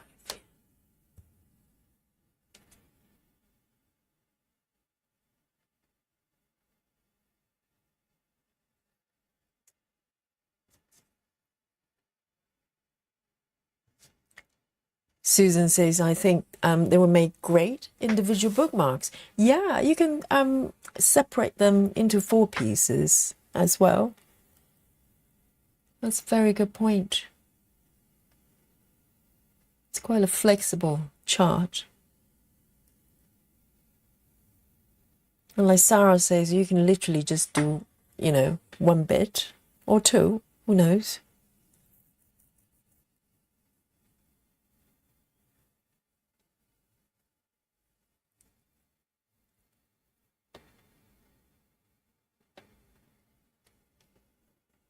Just 1 stitch.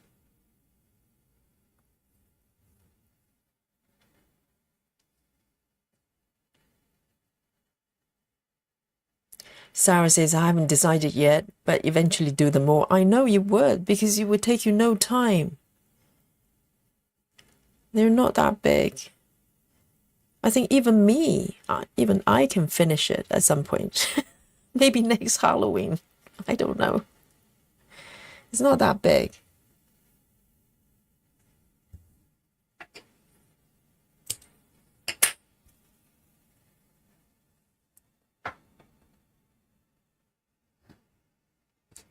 $3A60, $3A60.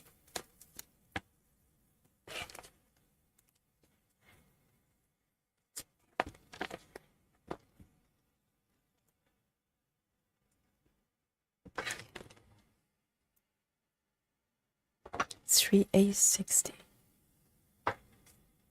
And this one.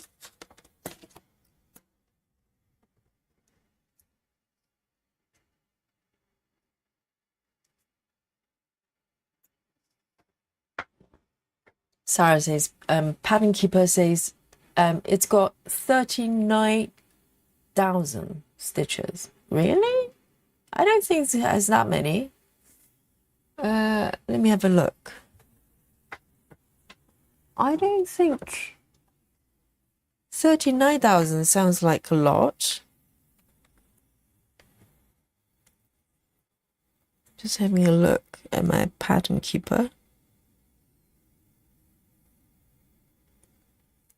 No, mine says 21,000. We're talking about the Halloween piece, right? Mine says 21,000. Look. 21,815.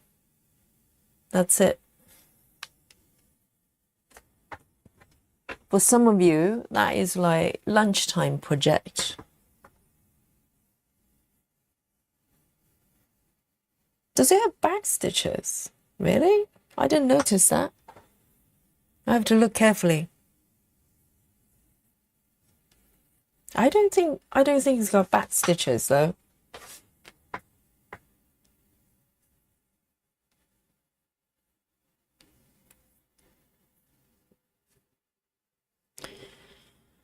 There, 3A60, 3A60.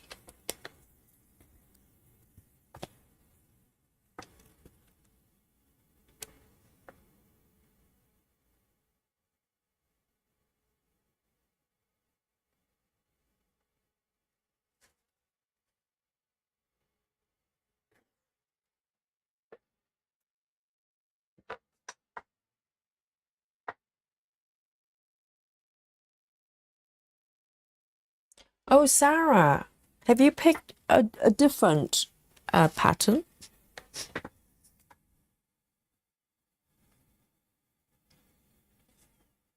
Let me just show the markup here.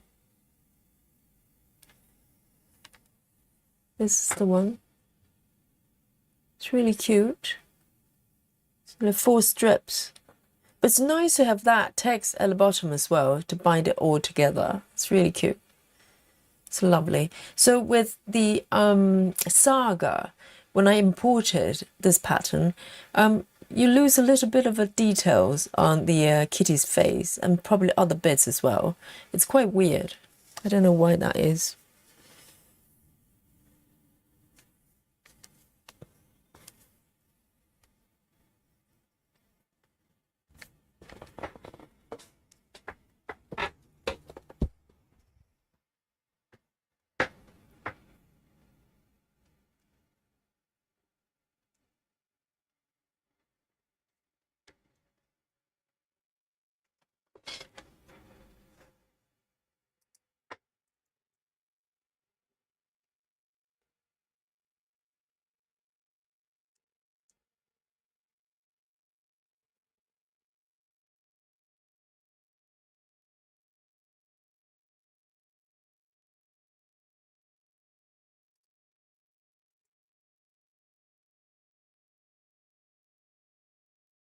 Okay, so what Sarah got is a different pattern, that's why. Oh, Sarah, very naughty. Just went ahead and picked a different pattern. But it's very, it's very similar style. It's from the same creator. I see. That explains it.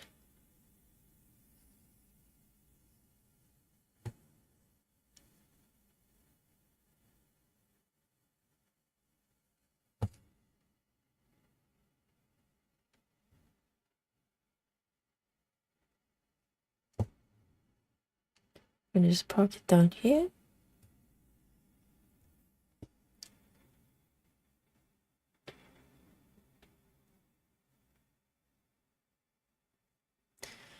Final color for this block here. 3835, 3835.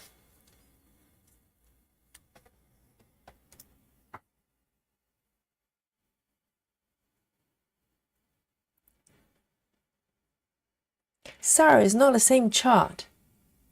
It looks different. It's got more stitches, even though very similar in style. It's pretty.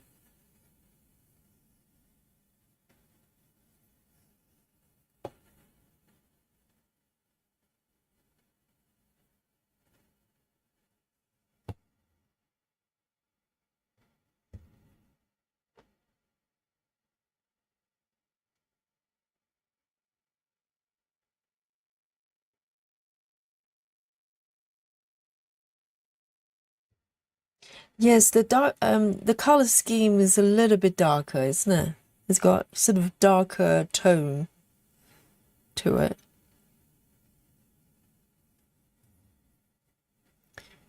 I am going to end this thread here.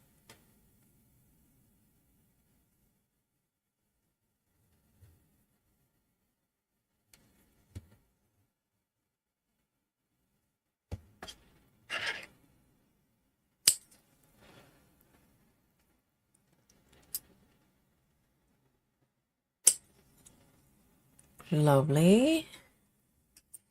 And now I'm going to move to the right and start doing the purple bit.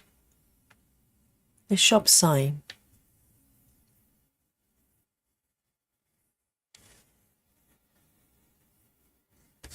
From this area to the right there.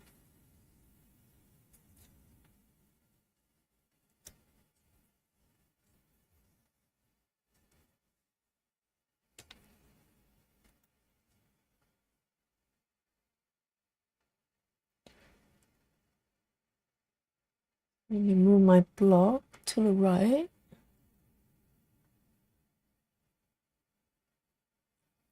There.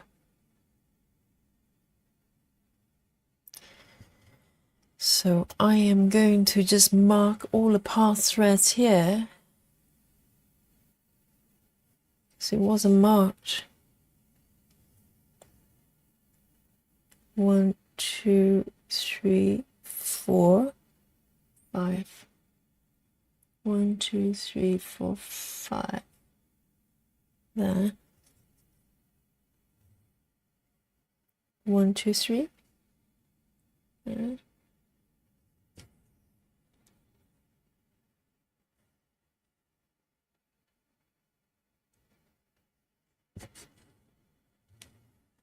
One, two.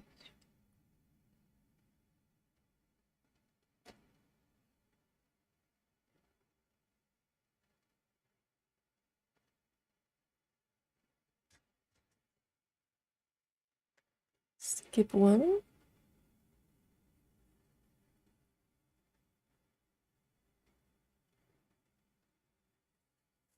And then the first one.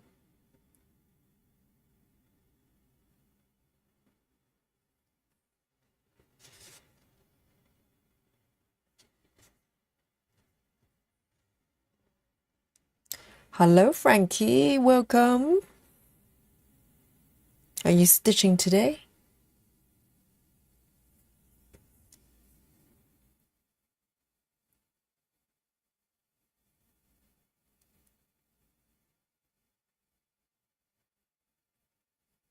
Okay, this one is a little bit tricky.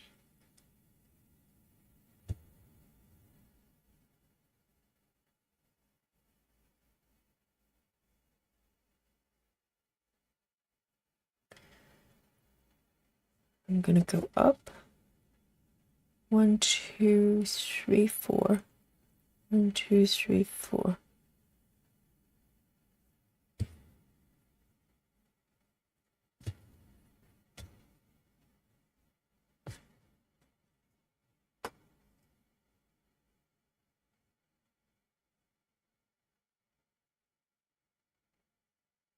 Two, 3. Frankie says, I'm not stitching at the moment, trying to figure out how to make a docking board with felt. Docking board for needles?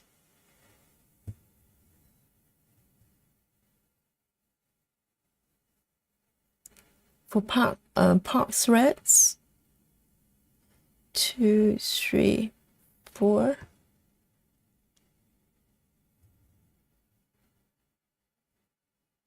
1, 2, 3, 4.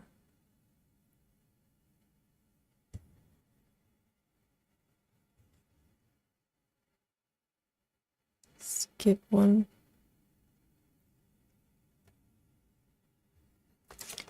So it's either for needle or thread ends. So you're going to create a board for doppler needles.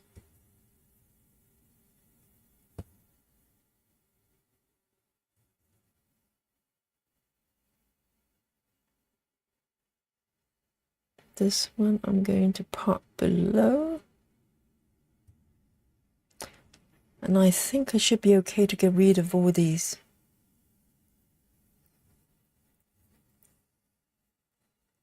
River says, I love my docking board. I mean, my temporary one is ugly, but I love the functionality.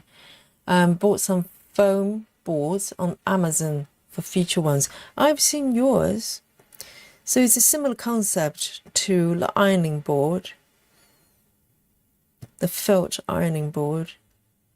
Because all we're trying to do is to find a surface that we can kind of number them, and so we can part the needles there, so the foam works just as well.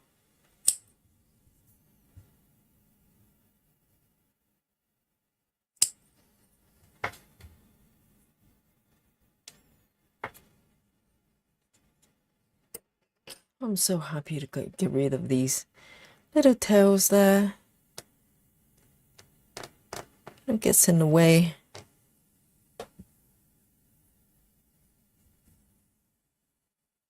Nikki says, I found some at a Dollar Tree. Do you mean this foam thing?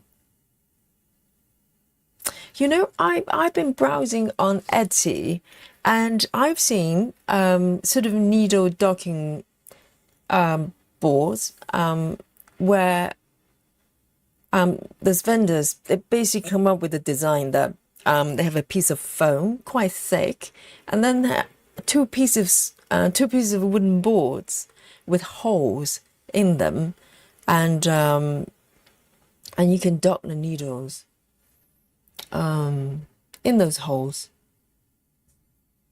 which is interesting.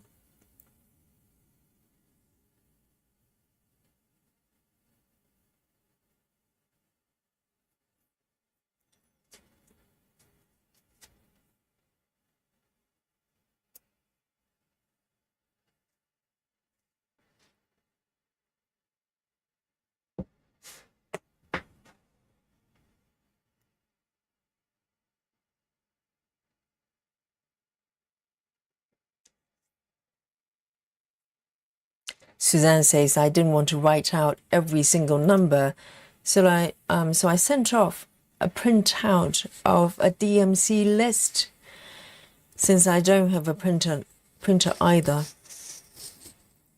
Yeah, but the number is kind of ever changing, isn't it? They have new edition for each year, which is a little bit confusing.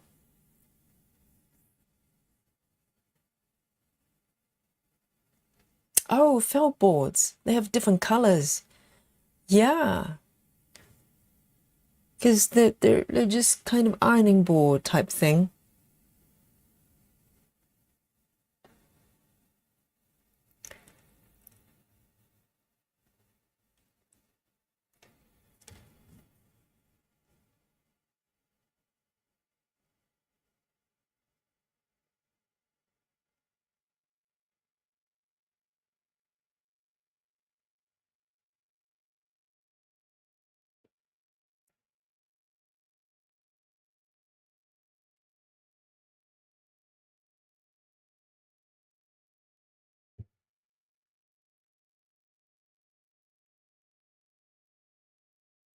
There's two.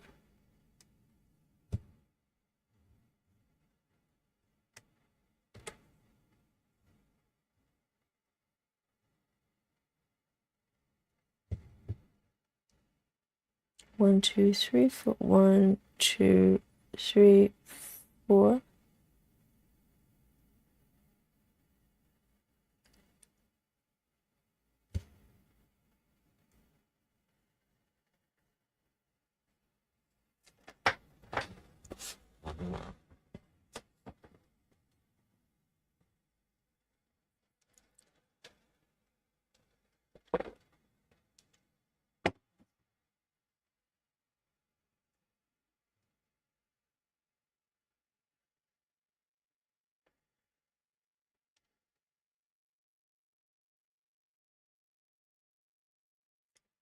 Nikki, are you referring to those Etsy ones with holes on the wooden boards? They're quite weird because the numbers are not DMC numbers, so I suspect they probably use it for other purpose because the numbering is not making sense.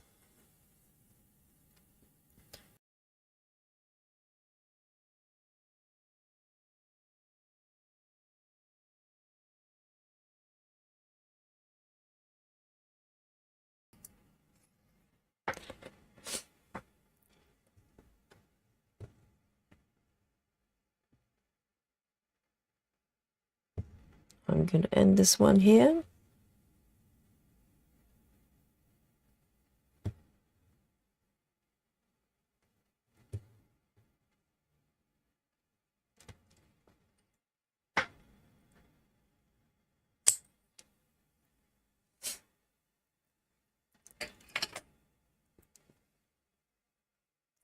So Frankie says, I guess you could also use cork board. Yeah, I think the cork might be too hard for rounded tip needles. maybe a little bit hard.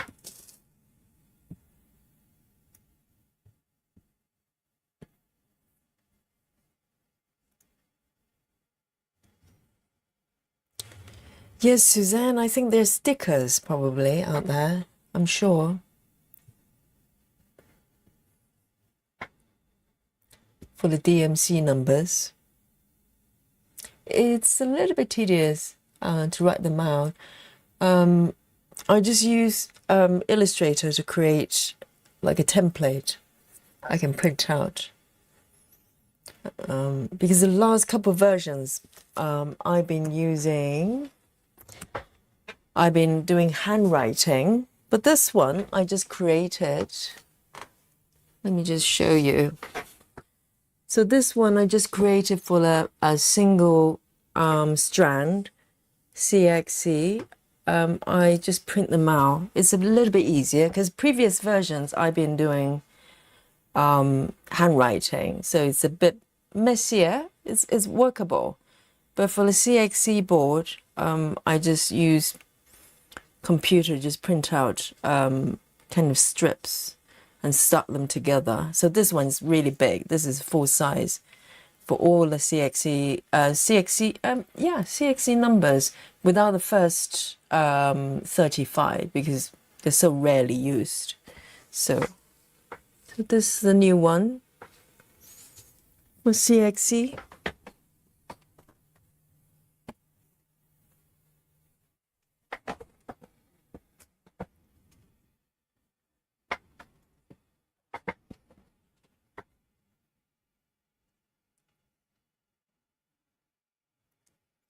Suzanne says those docking boards on Etsy, they're number 1 through 99, but it's the same idea if you buy those plastic thread organizers that are numbered. Yeah, I just wonder how people use them because some of them up to 200, but I'm just thinking, well, then you have to renumber them because otherwise, how do you use them? You literally have to put, put stickers or something else over those numbers because they don't mean anything.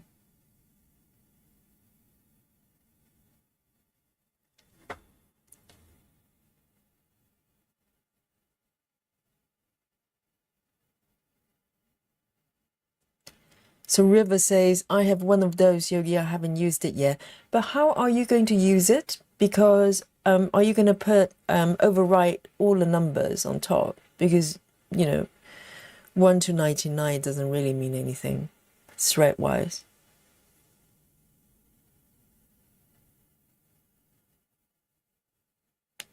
They're quite pretty, though.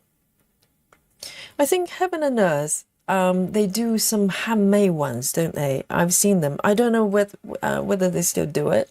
They're quite expensive, but they're made-to-order ones.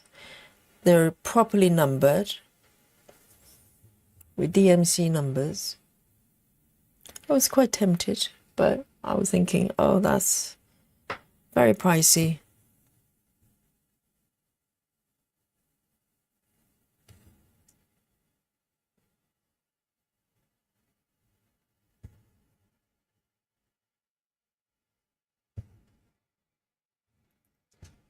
Docking to the next block.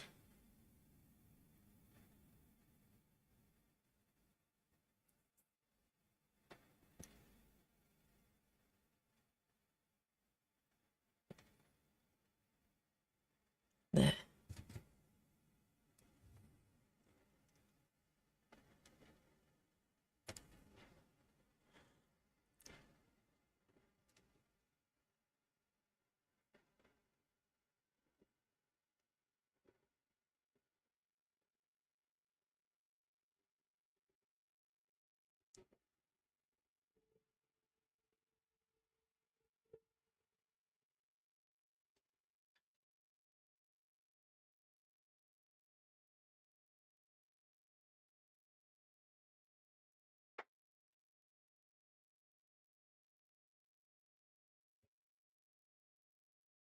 Oops.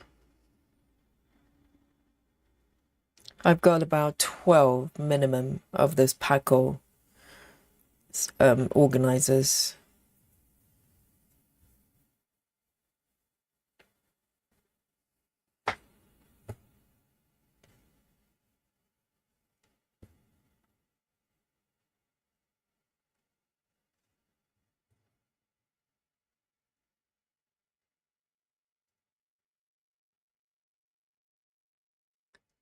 Let me see. I think I probably...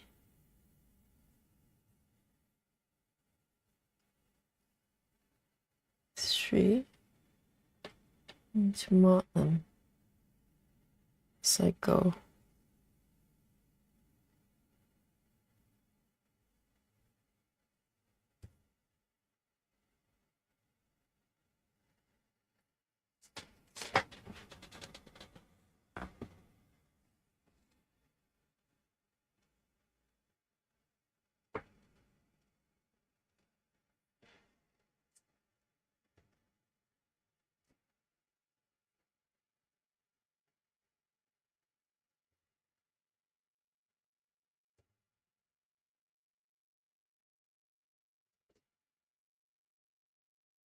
One, two.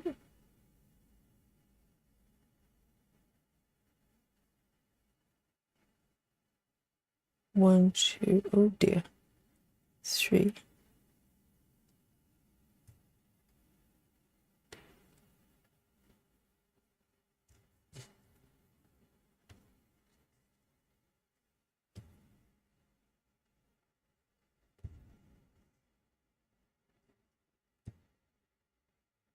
I think needle docking board makes a lot of sense because things are just, you know, a lot quicker. 1, 2, 3, 4, 5. 1, 2, 3, 4, 5.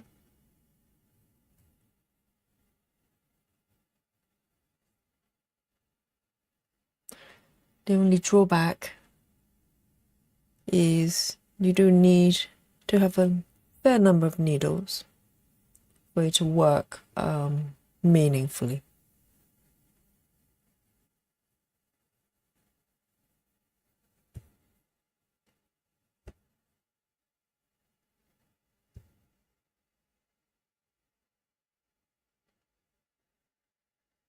Suzanne says, I'm considering doing a mini master set, and I bought some templates that are colorized, but then I have to send them off to get printed, and I think it's going to be about 200.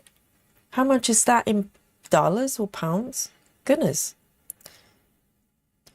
But you know, in theory, all you have to do is, if you don't want to print and don't have a printer, all you have to do is just cut out strips of cardboards around the same size and just punch holes and then write on top the numbers you want. That's it. It's not going to look the prettiest, but it works. It will save you the hassle of, you know, paying money to do all that. Just get some cardboards. Just cut them out in strips.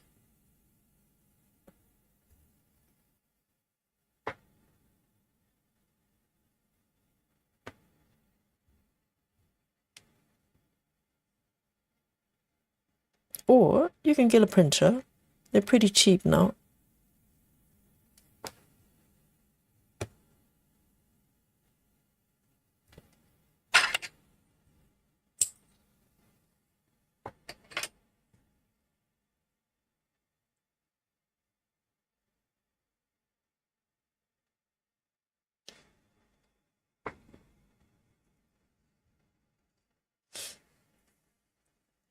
It's about £25.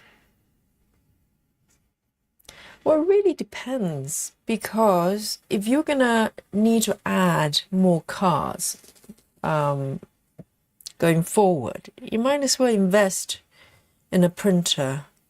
So the ink is not cheap, but I use I've got one of those HP printers, and it's quite small. And the printer itself isn't too expensive, but you do need to subscribe to HP, and you pay like monthly thing. So currently I'm paying maybe under £5, and they supply you with ink for free. And I think that the kind of different plans. You can choose different number of pages that you regularly print. It's slightly different kind of system. So, but it does make ink a little bit cheaper if if you print regularly.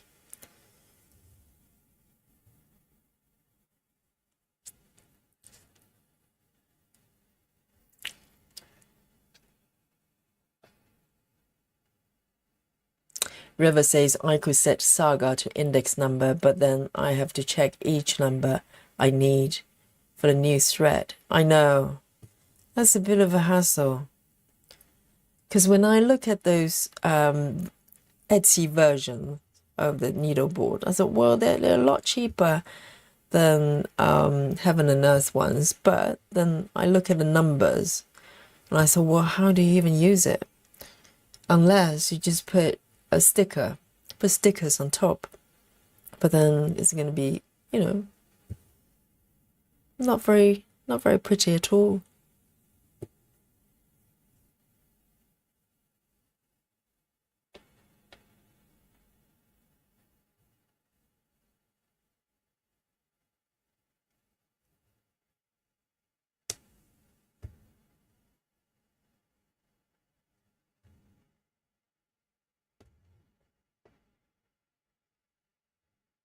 So I wonder what they're actually designed for, how people normally use them.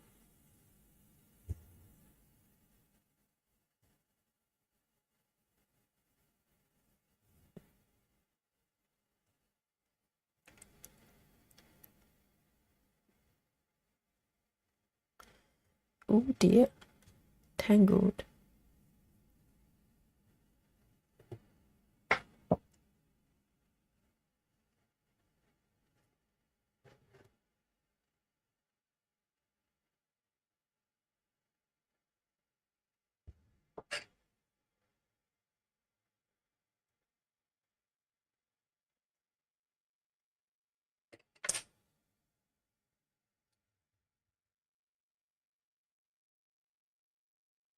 Yeah, Suzanne. Oh, so you have a printer. Yeah, I think the real cost for printer is the ink. So the subscription is not ideal because if you stop subscribing, literally your printer stop working.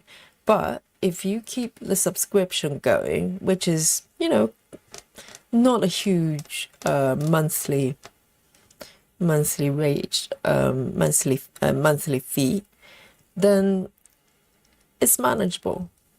So it's it depends on, it really depending on how frequently you print. So either way, they make money off you. So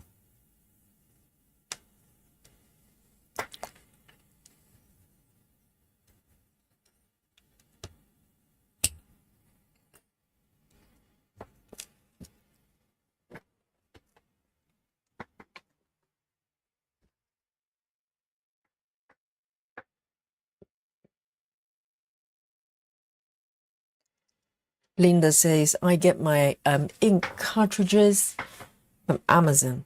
Well, the thing is, if you don't print for a little while, they dry up, don't they? So it really depends on how frequently you use it. You print.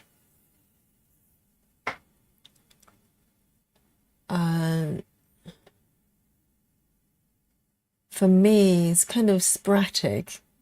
Sometimes I print a lot. Sometimes I don't at all for ages.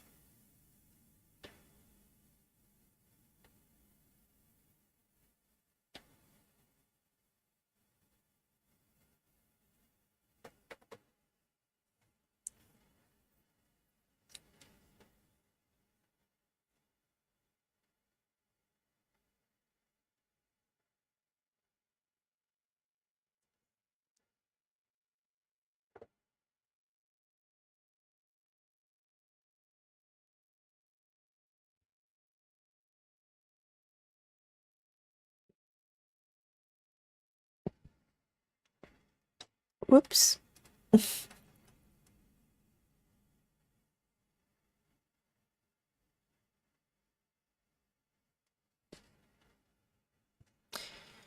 Yes, Suzanne, and Gecko Rouge, for instance, they only give you numbers from 1 to whatever number of colors for each project.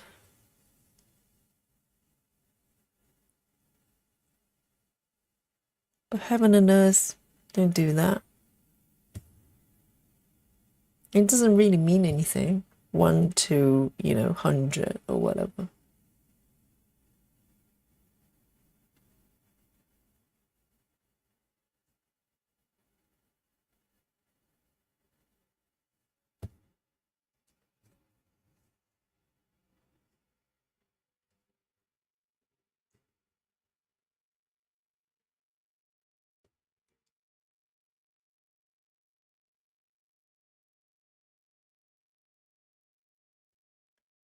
Right, there's 3 more here.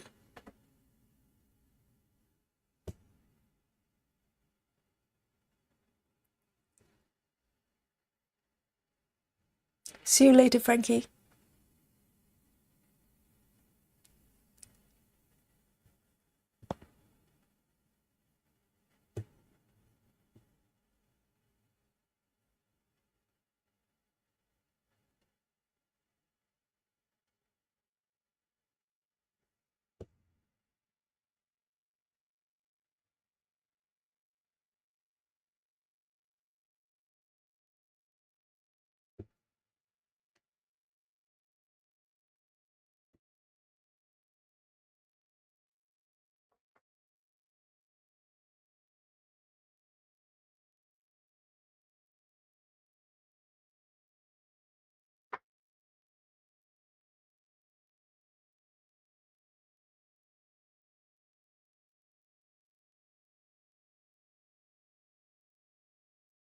Maybe end this one. The last stitch over here.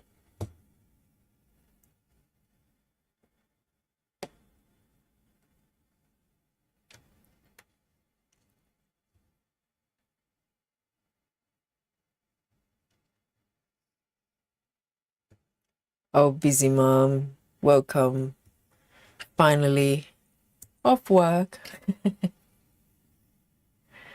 Now I can relax.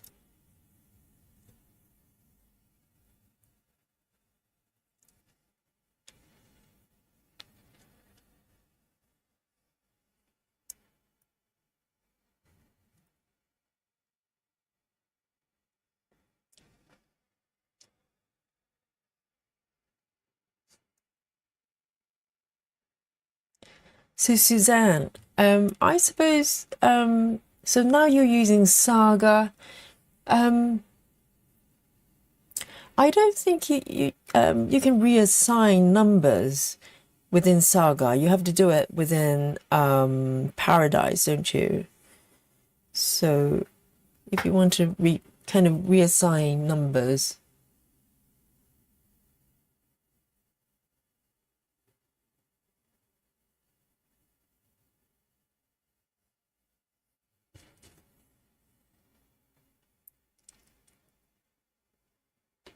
Let's see. Oops.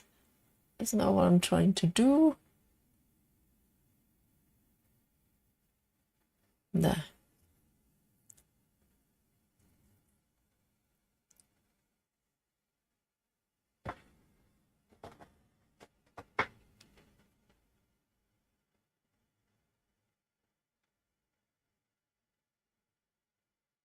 Oh, River says, I just go to the library when I need something printed and let them do it. Is it for free? Can you just print whatever you want in a library? Well, I can't remember the last time I went to a library.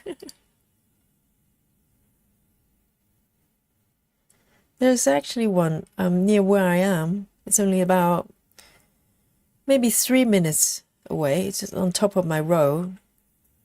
But I've just never been.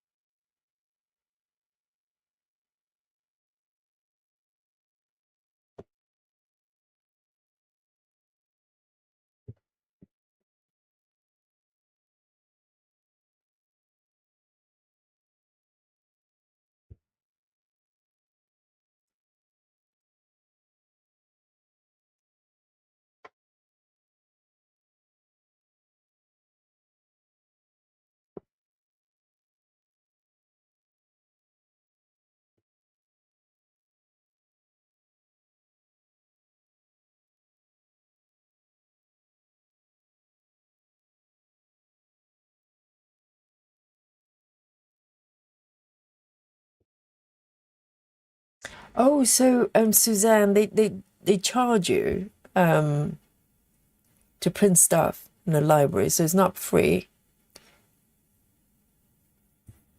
Well, that it's a great thing if you work for a company. You know, if you work at the office, because you know you can kind of just print whatever you want. You know, no one will know that you're printing thread cards instead.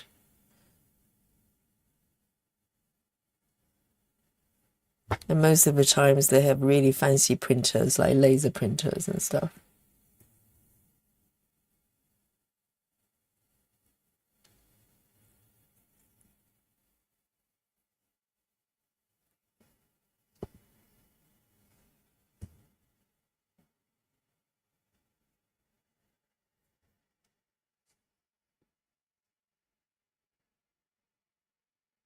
Oh, that's handy. I didn't know libraries they actually do printing as well. Never thought about it.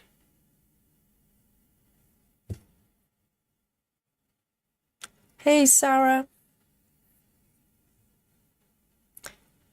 Night night.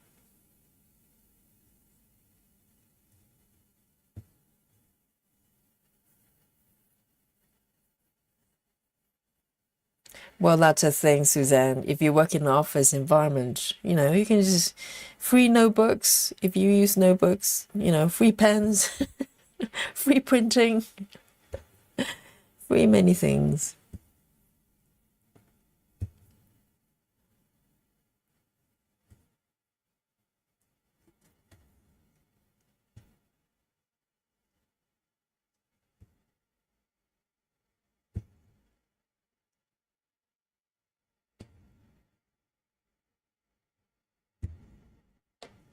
Ending this one as well.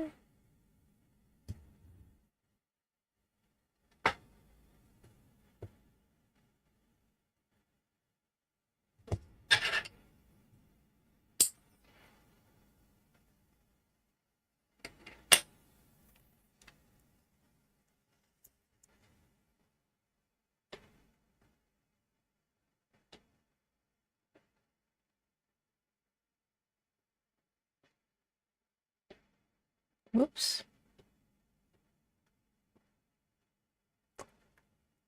And this one here.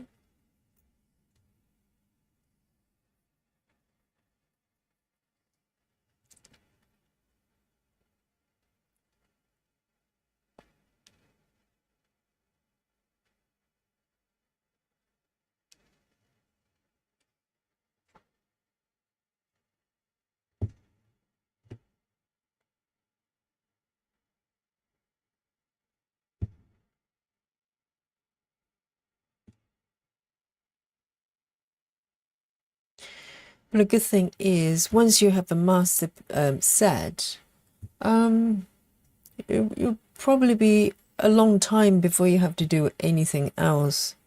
So it's kind of a one-off thing, unless you have a different brand of threads, and maybe you need a different set. Otherwise, it's not something that you have to do very frequently. So.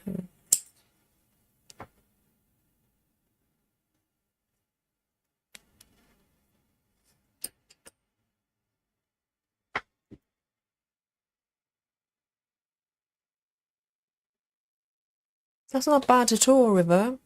So first 10 prints are free. Oh, library is pretty nice. Well, but 10 prints, you can probably print out the entire set of thread cards if you can fit them, you know, fit them all in. But 10 cents, it's not bad at all.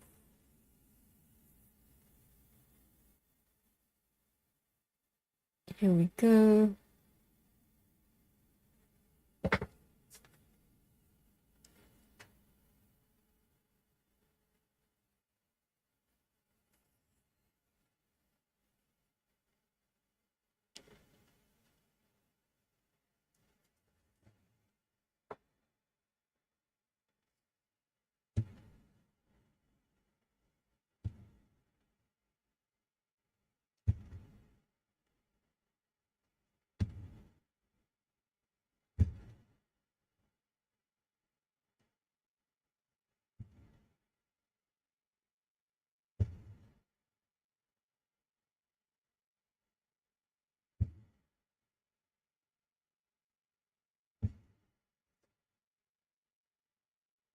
So I've got quite a few stitches of this one, so it's really nice.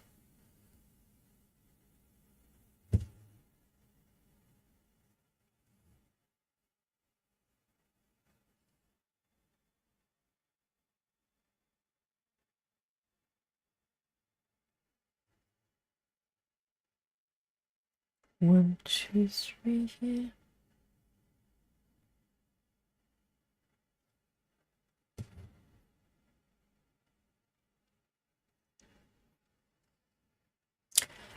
Column 217 says, "Hi Yogi, could you please tell me which pen you use for gridding your fabric?" You mean for this one?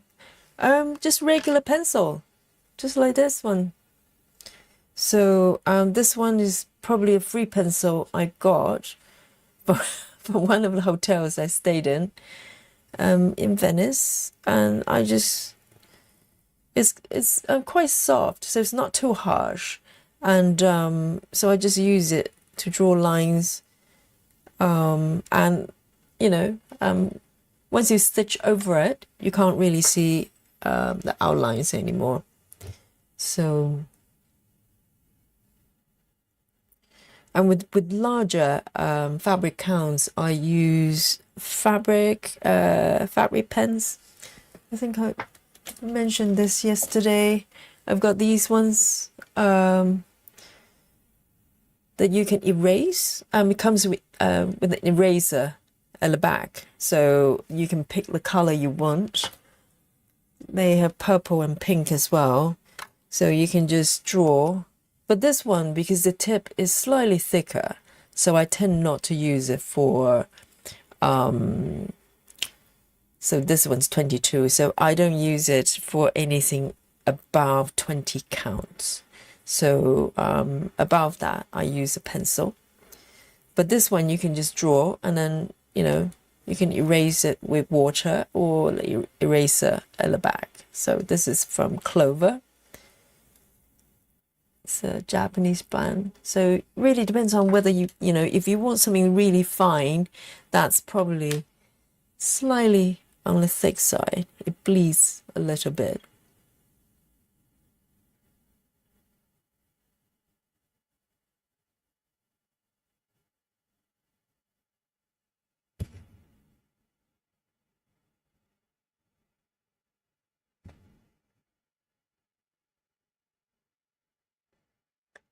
Let me see. 1, 2, 3 here. Ooh, I done. 1, 2.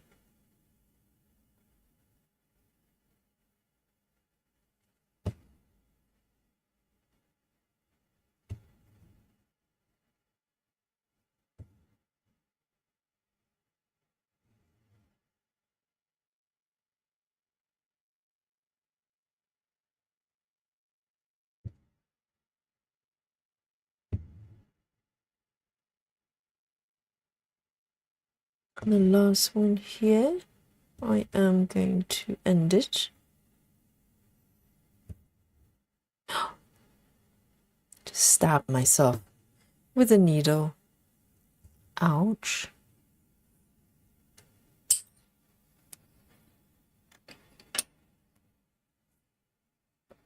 Right, so now I've cleared all my part thread within this block. The remaining stitches, I am going for Mean to Max. Yay. 792. 792.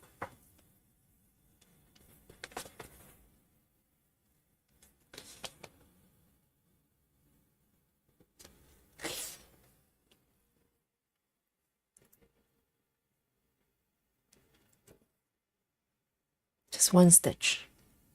Literally. Oh, I can park till the next block.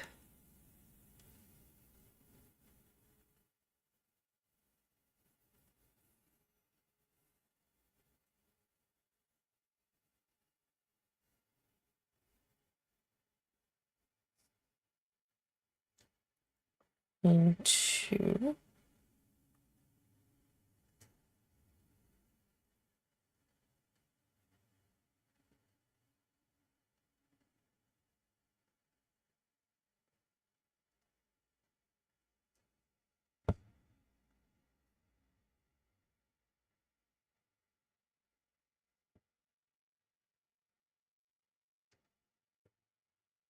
literally just one stitch over here, so I'm going to just park it there.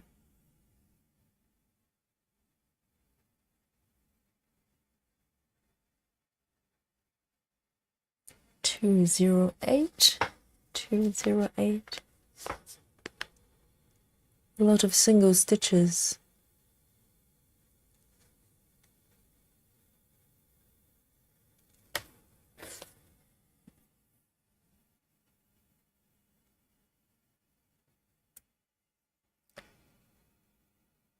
Colin says, thank you, Yogi. Really love your stitching videos, especially the cross-stitch saga tutorial. Oh, amazing. Good.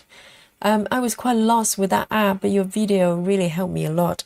I'm really happy to hear that, because quite a lot of people are kind of intimidated by the app, because just, you know, sheer amount of functionality it's got.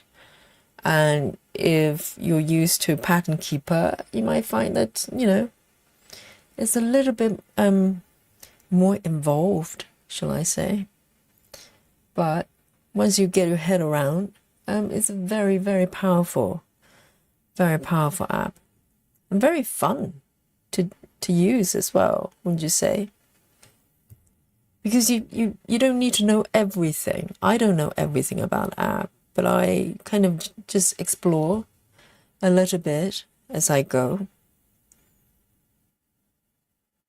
And just need to know basis, you know.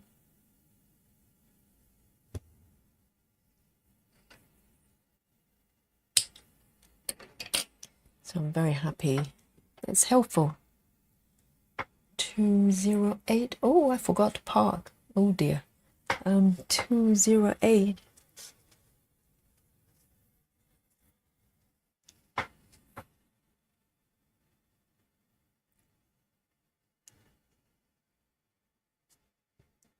There.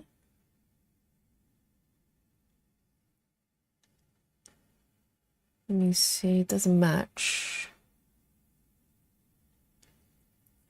1, 2, 3, 2.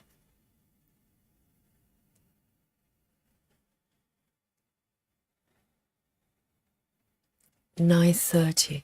$9.30.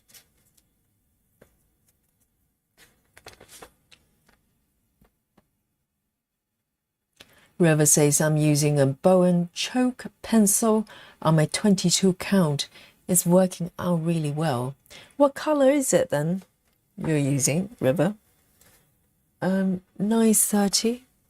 9.30.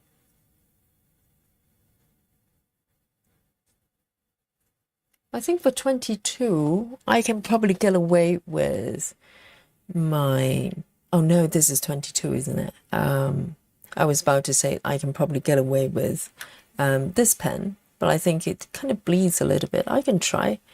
I think I might have tried it and felt that it was a little bit bleeding. It might be okay, actually. No, 22 is still okay. But 25, you start to kind of bleed to the surrounding stitches, which I don't like. I think 22 is still fine. But as you can see, Callum, you can just turn the pen around and just draw over it, and it disappears. And I think you don't need an eraser necessarily, just easier, because it's kind of shaped like a pen. But I think you can just use water, dab a little bit of water.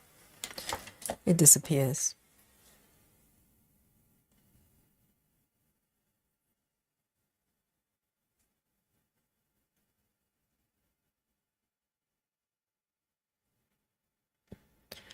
I think I'm gonna improvise there because I have missed a couple of stitches.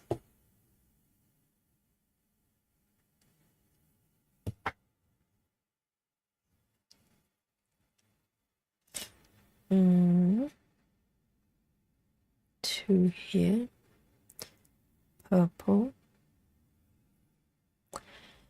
Interesting.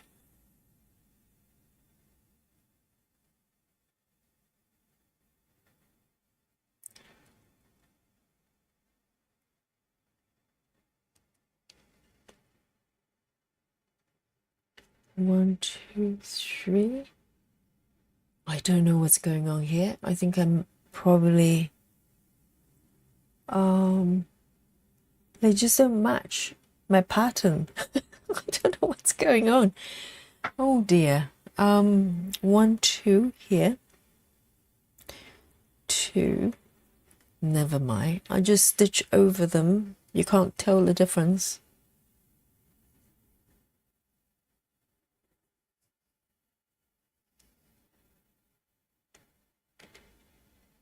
Freestyling.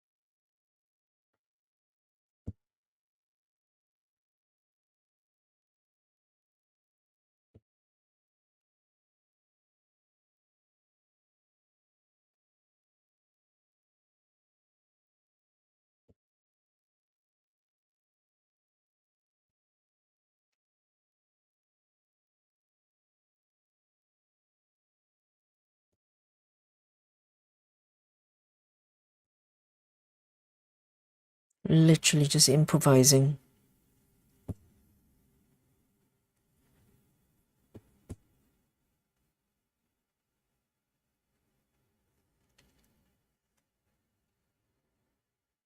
There's one more stitch here.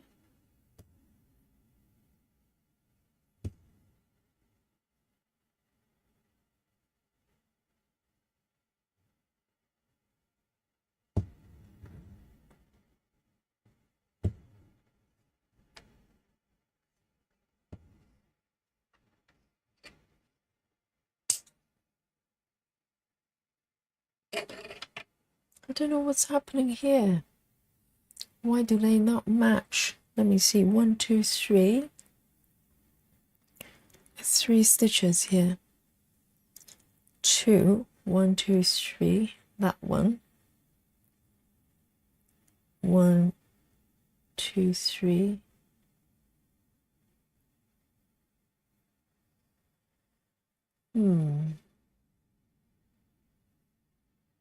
Two. These ones done.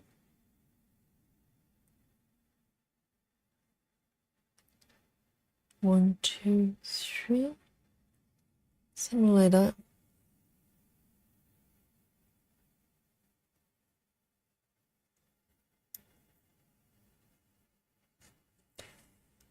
River says green. So it's not choky. When you say choke pencil, I'm just thinking it's quite powdery and kind of flaky. So for 22,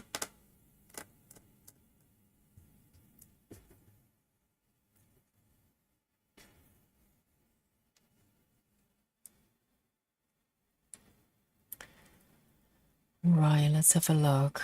Who's next? 3A35. 3A35. I've got 2 stitches.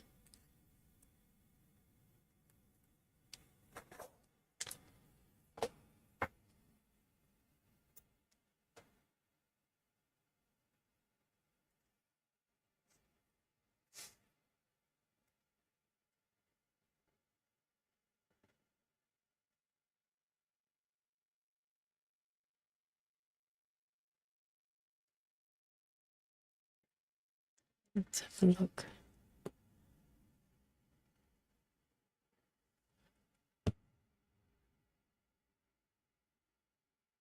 So there's these 2 blocks. They're fairly confetti. Tons of colours.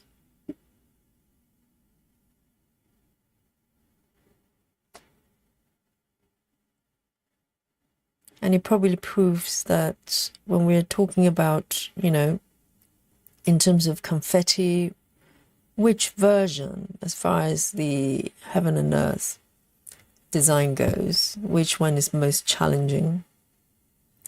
And most people think mini will be easier, but it's not really true, because the regular color, regular size, and let me have a look here.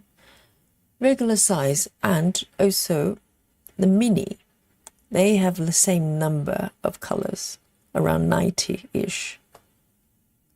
But if you think about the, you know, density of color combinations, mini in theory should be probably most challenging. And imagine, apparently some patterns you can get mini max colors. Oh, just think about that. So within the size of mini, which is about 9 pages, you have max colors, which is about 230 most of the time. That's got to be a little bit scary.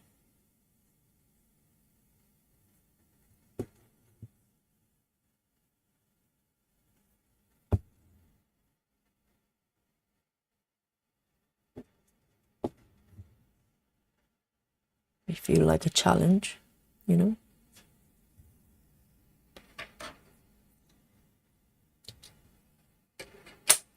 A35.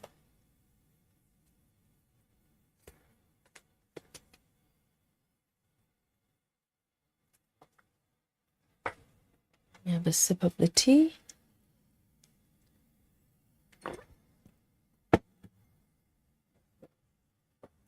Right.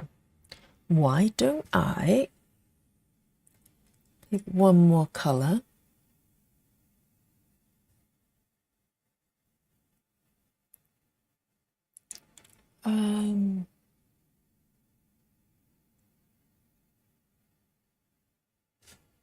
Okay, so I've got 3 stitches of this color. River says, Yogi, I can't find a clover maker you have with the eraser on the other end. Oh, so they only do like the pen, but without the other bit. I don't know. It is possible. Maybe. Let me have a look at my Amazon there. So I presume you went on somewhere like Amazon. Maybe the newer models don't have it. Let me have a look. Clover eraser pen. Because I got them maybe a couple of years ago. I just got like a whole bunch of them without opening. Eraser pens. Oh, yeah, they're still around on Amazon UK, but I don't know. They're called marker pen, Clover marker pen. Yeah, they still do it. And they do have one called Extra Fine. Oh, I've never seen this one before. It looks very similar to the one I've got. I'm not sure if this is Extra Fine, but yeah, they still do it. And it says air erasable. So you can use the eraser, but also in time, it just gradually fades away.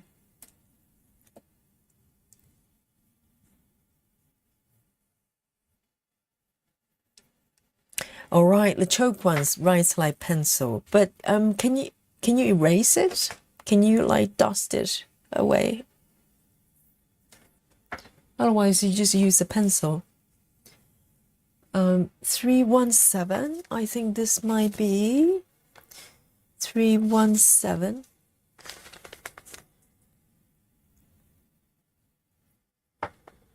317. Let me look at the time.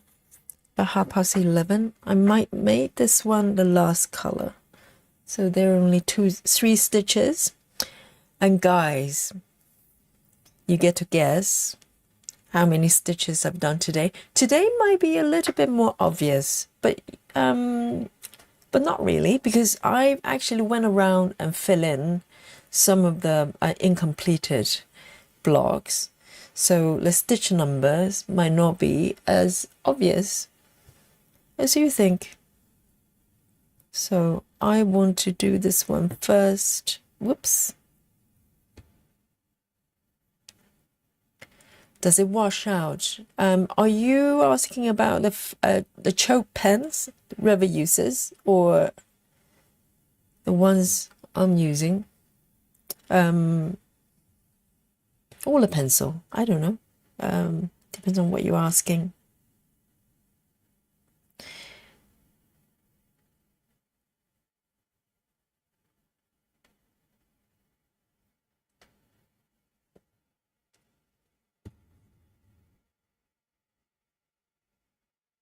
I presume the choke ones, they should wash out quite easily. I'm guessing.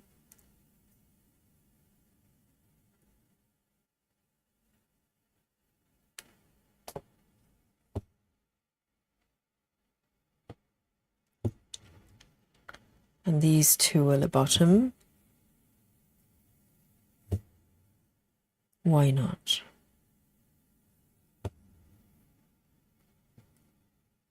All of them. So the pencils, I presume, they probably don't wash out. But these ones do. So it's water solutable, so it will come off. And the choke ones, I don't know. River can answer that.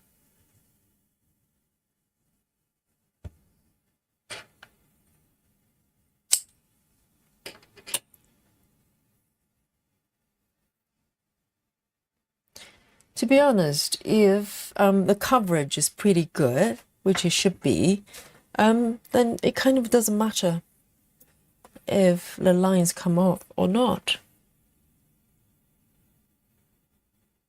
Nikki says the purple one on Amazon. On Amazon UK, you can get all 3 colors.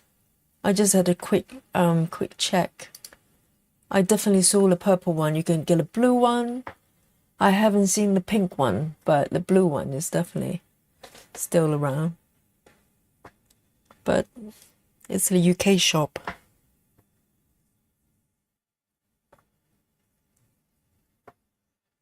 Suzanne says, I posted 2 little videos. Is that for your, I can't remember what it was, for the organizers? Is that? Column says, I'm so paranoid. It will show through. It really depends on the fabric count that you're working with. I think if you're working something like 14 counts, you have to be a little bit more mindful, because 14 counts, I find that a lot of the times, if you're doing 2 over 1, full cross, you can see a little bit of a fabric. So, but with high fabric counts, depends on the stitches really. Most of the time, this is 10 stitches, you can't see anything. This is so full. So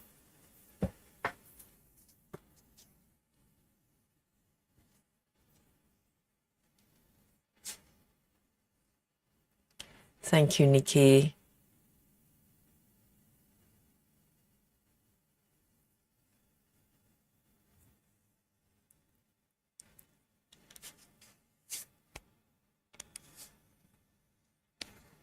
Oh, Suzanne, the index numbers.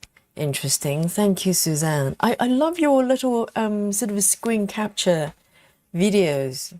It's very, very helpful. And you've got such a lovely voice as well, Suzanne.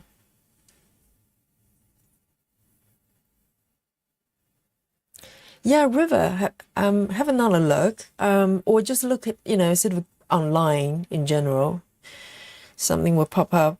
Those are quite good, and they keep really well because these ones, I open the package and just use it from time to time, and it doesn't dry out really. They last for a long time. So really good quality.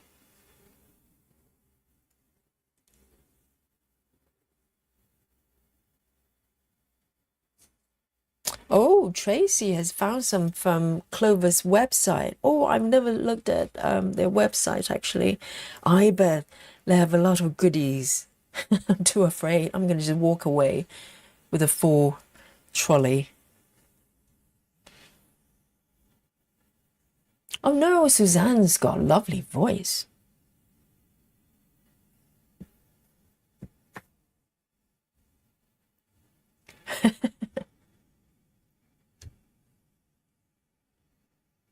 Wow. So, so your kids don't speak English or kind of secondary language, but I think Sweden, everybody speaks English.